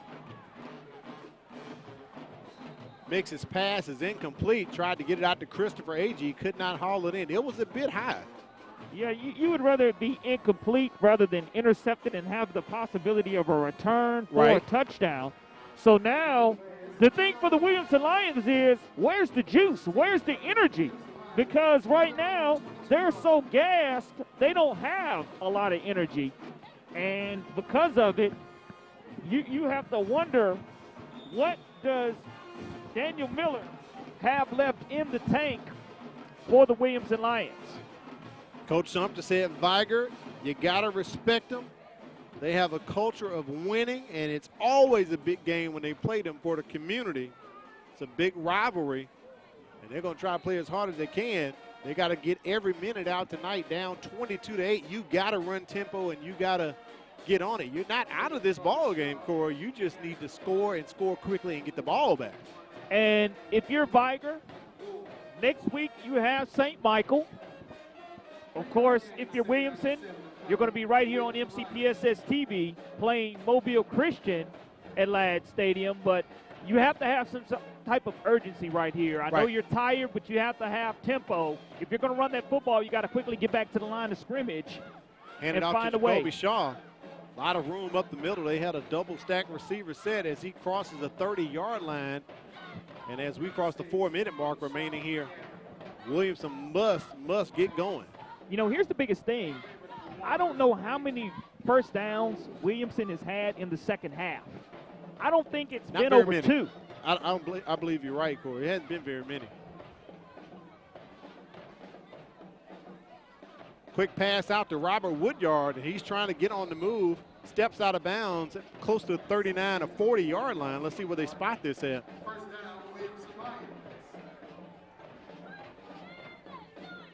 Ball's going to be spotted at the 41-yard line. Williamson on the move, trying to get some points and get the ball back to score again. Less than 3:30 remaining here in the contest. Double stack receivers in this formation. Out to Woodyard again. He's got some blocking. Corey, he needs to protect that ball a little better, kind of looking like Anthony Mix Jr., just holding the ball out there. You got to protect it better than that. First down for the Lions. They're on the move at the 45-yard line of Vigor.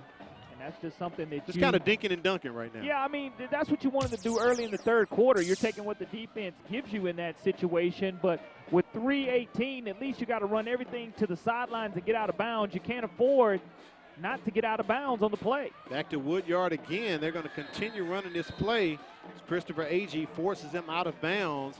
They're probably going to set up something deep if they keep running it like that to try to lull Vigor in.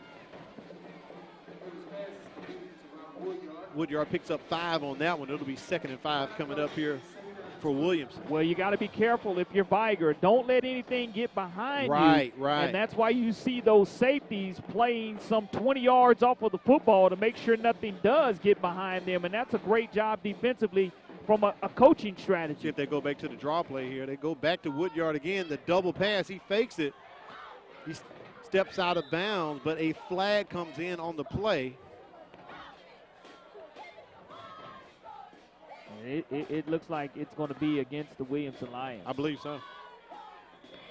And I tell you what, Now, after we get this call here. We have illegal formation on the offense. It'll be a 5-yard penalty for the previous spot. Replay second down. Timeout. So Vigor's called a timeout. And they should be out of timeouts now. That'll push Williamson back to the 45-yard line. So, Corey, 3 minutes remaining here in the contest. Don't forget, next week we're going to be back at Lad People Stadium. Williamson hosting Mobile Christian, looking like that's going to be a ball game for the #1 seed in 4A Region 1 next week. It is. Mobile Christian has defeated Jackson 36-22. So they handled their business. They did handle their business, and with this loss, Williamson will take their first loss in the region. Now, Williamson did beat Jackson head-to-head. They did.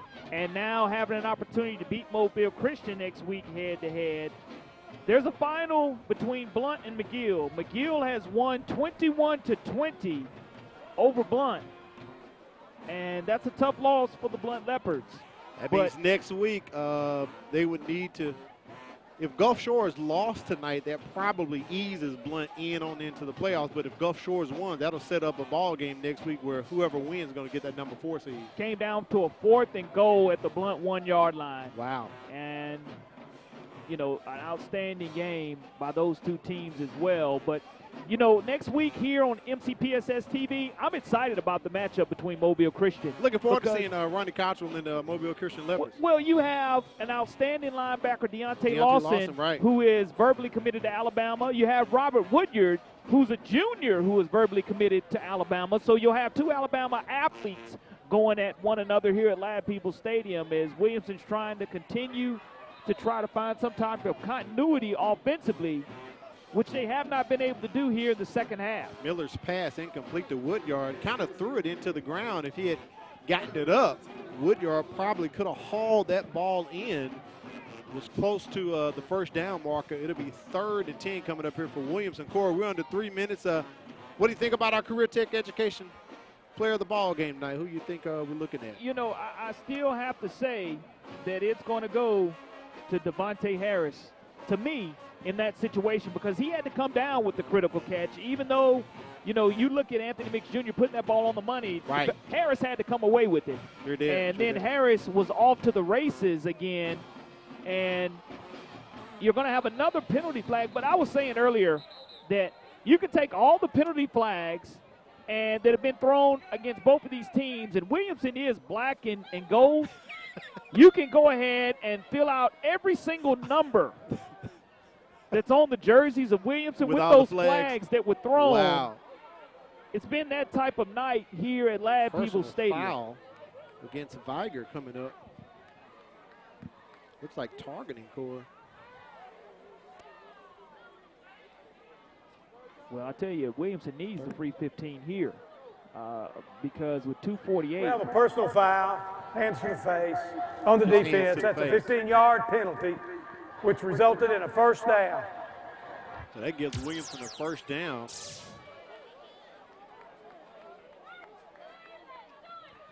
And the Williamson player lost his helmet there. You can see probably where, looks like, I believe Towner may have put the hands to the face there, Corey, and one of the linemen for Williamson. So they are close to the red zone here, trying to get a score down 22-8. Miller releases that one, trying to connect with his receiver, and he does. J. Allen Gray hauls it in as Laundry continues to litter the field here at Ladd Stadium. You know what? I think that they may actually get Jay Allen with. You think a push off? Yeah, but I still say it's a good catch. Even if he pushed off, I still like it, and I think you can let that go either way. Jay Allen Gray, a spectacular wide receiver. I give him the catch. You look at this replay, and you put it in the only place. You went vertical to Jay Allen Gray, and he's going to go ahead. It's on the defense. Yeah, that's a touchdown for Jay Allen Gray. Yeah, you could see as the defender could have been blocking Jay Allen Gray's vision, but he hauled it in. I mean, he's the homecoming king tonight, Corey. He might get the call. And again, impact player at the beginning of the game, somebody to watch. I like the touchdown catch by Jay Allen Gray. He shows his hands, and you wonder where that was, but Coach Sumter, he's the king of onside kicks. That is true. That is true. And if they're able to get this one, if it goes in Williamson's behalf, and then get the onside kick, you're still in good shape. Jay Allen looking to make sure that he will have a touchdown. I think he deserves it. So the discussion taking place as the officials report to Don English, the white hat, thinking we may be coming against Williamson. Let's see here. I don't know. Let's take a look at that replay again. Let's see if he pushed off. They're going to call it on Jay Allen Gray. Yep, they're calling it on the offense. We have a great shot right there. I don't know about that. I think he had the hands up, Corey. But you can see Principal We have offensive pass interference against the offense. It'll be a 15 yards from the previous spot. We're going to replay second down. On the replay, you can see Principal Jaron Cunningham saying, push off on the sideline. I'm going, you know what, though? I'm going right back to Jay Allen because he has been the threat vertically down the field. And the biggest thing for the Williamson Lions has their one score tonight, too. Daniel Miller, he has not had time to throw it in the air to Jay Allen Gray. So I would go right back to him vertically because he is the threat and he can go get it. He's a leaper. He's explosive.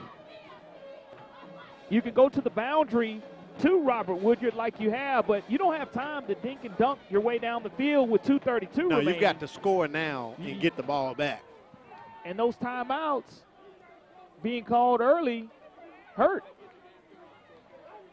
Miller has time, releases it down the middle, trying to get it to Orrin Wilson. I thought he was going to Gray myself, Corey, That was his primary but he receiver. looked off and went to Wilson instead. That's incomplete. You look at him eyeballing Jay Allen Gray first. He wanted to go ahead and try to make Jay Allen go get it. And he thought and went off his initial read and went to his second read, which was a good decision because now you give your other opportunity to Orrin Wilson Jr. to go get it, but now you're at a second down and 25 yards to go. Everything that you run needs to be to the sideline so you don't have to burn that timeout. It's hard to get past the sticks at 25 yards to go, so just try to get your plays going out of bounds if you're the Williamson Lions. Going up top again, trying to get it to Gray. No flags as he is forced out of bounds. That pass is incomplete. Not a lot of time. Pass probably was uncatchable from what my vantage point here, Corey. Third down coming up, 25-yard lines here. 25 yards to go for Williamson. You have to get into the end zone now. You know, Williamson since 2000 had come into this game being 72-3 when allowing less than 10 points per game. Well, you look at the scoreboard, you see Vigor has scored 22 tonight, and Vigor is 20-9, like you said earlier in the broadcast, our all-time versus Williamson. But you have to go to the boundaries here if you're Williamson. Jacoby Shaw drops that pass from Miller. Probably the best thing he could have done, Corey, because he was far away from picking up a first down. Now you're at 4th and 25, though. And that's where now you don't get a first down, and the game is essentially over. Because if Vigor picks up one first down, if there's a turnover on downs here, the game is mathematically over. But credit the Vigor Wolves and Coach McKenzie and his guys taking advantage of momentum. Yeah. Right before the half and taking it over into the third quarter. 4th and 25 here for the Lions on their own 38-yard line. Miller steps into it. Pass incomplete. Bounced out of the hands of one of the Vigor defenders. Devin Caldwell almost had the interception and making him do his push-ups, Corey, because he didn't bring it in. Yeah, that's something that you see a lot of in basketball. Anytime my players used to miss layups, they had to give me push-ups, and that hit him in his hands, and Caldwell was not happy with the fact that he dropped that one, so he gave himself. You look at Miller dropping back and throwing that pass, and boom, right there in the bread basket. It couldn't have been any cleaner for Caldwell. He plays tight end also. Yeah, and Vigor. is the punter as well. Yeah, so he's definitely used to feeling the football, but Vigor's just going to be content to let the clock run out right here, and Coach McKenzie is going to be 2-0 at Ladd Peoples Stadium all time, as this is their new home, as well as this is Williamson's home game, but Vigor now has home games here as well. They'll be playing here next Friday, hosting St. Michael's, as a matter of fact, as the flag comes in. Dead ball foul. Ball start on the offense. 5-yard penalty. Replay, first down. And Corey, those flags coupled along with the Alabama Power or Ladd Stadium outage has really kept us here past the 10 o'clock hour tonight. Well, I tell you what, like you said, it gives us an opportunity to go ahead and give some of those scores that have come in and been final from the Mobile, Baldwin County area.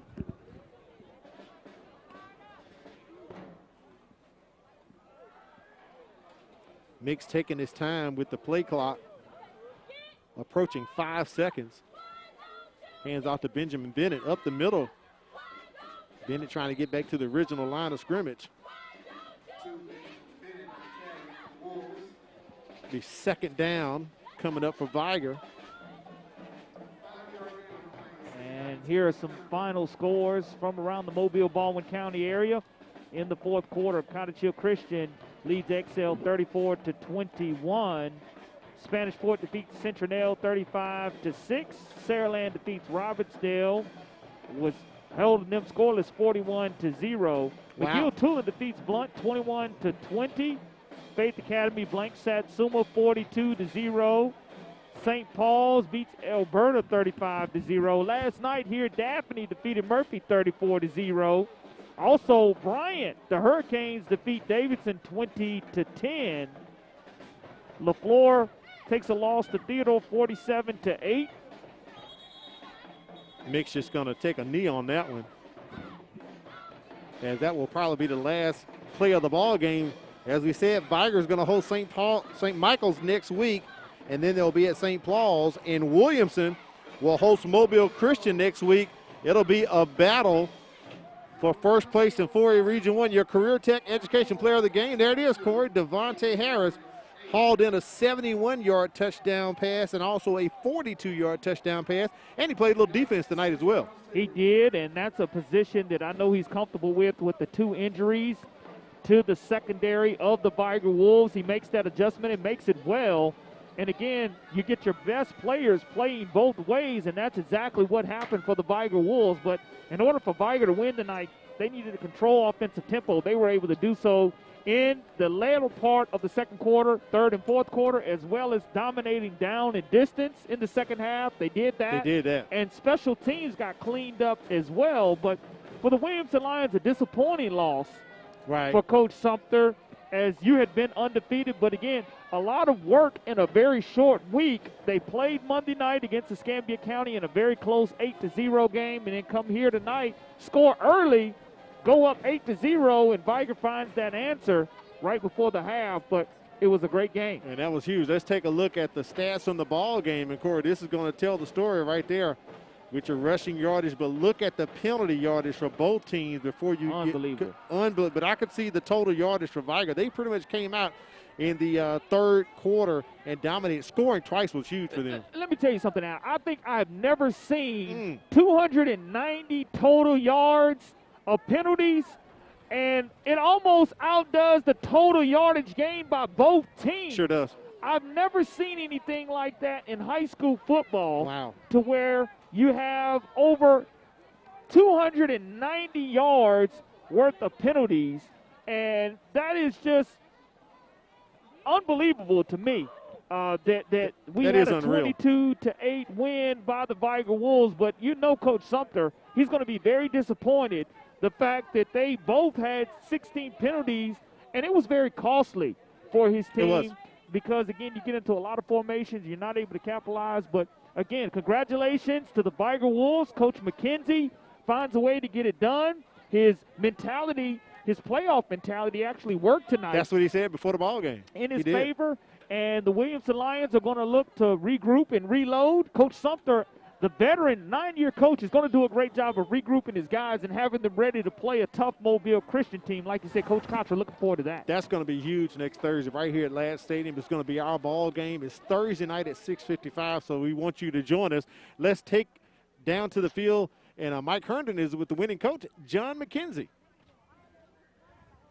Coach McKenzie, you said before the game you were concerned about your defense limiting big plays, but really they controlled the line of scrimmage tonight. Talk a little bit about how your defense controlled this game. Real proud of our defense. You know, the last 3 weeks we've been playing pretty good defense. And they control the game with 3 and out, and that's what you want for a defense. We thought they had a pretty good offense with running the ball with number 8 and number 11. They threw the ball more than I expected, but we made some adjustments. You know, the last time we played the team threw the ball against us, but we were real good in the secondary, had a couple of interceptions we had a chance to get. So I'm just proud of our defense, real proud. And it was your offense coming up with the big plays, particularly the Hail Mary right before halftime. How big was it to get that momentum going in the second half? It was big because we've always been looking for a spark. And I think our guys play better when somebody make a play. And going into the game, we asked Devonte Harris that we need a big play. Right? We got to get the ball in his hand. We got to get him 5 touches. And the clock just saw fit for a Hail Mary. And I'm thankful to God that it worked. Yeah. Congratulations on the win, Coach. Thank you very much.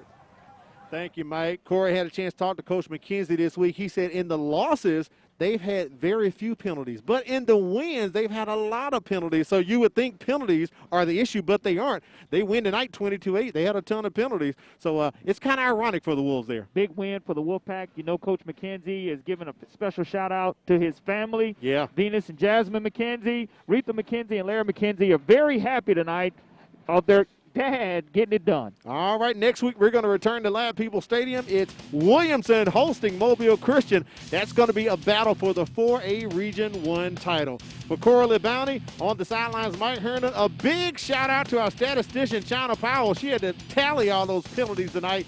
Our producer, Quentin Howard, engineer, Fran Conaway, and director, Wade Ford. I'm Al Wheaton. Thank you for hanging in with us tonight as Vigor gets the win 22-8 for another big MCPSS high school football game of the week. Have a great night.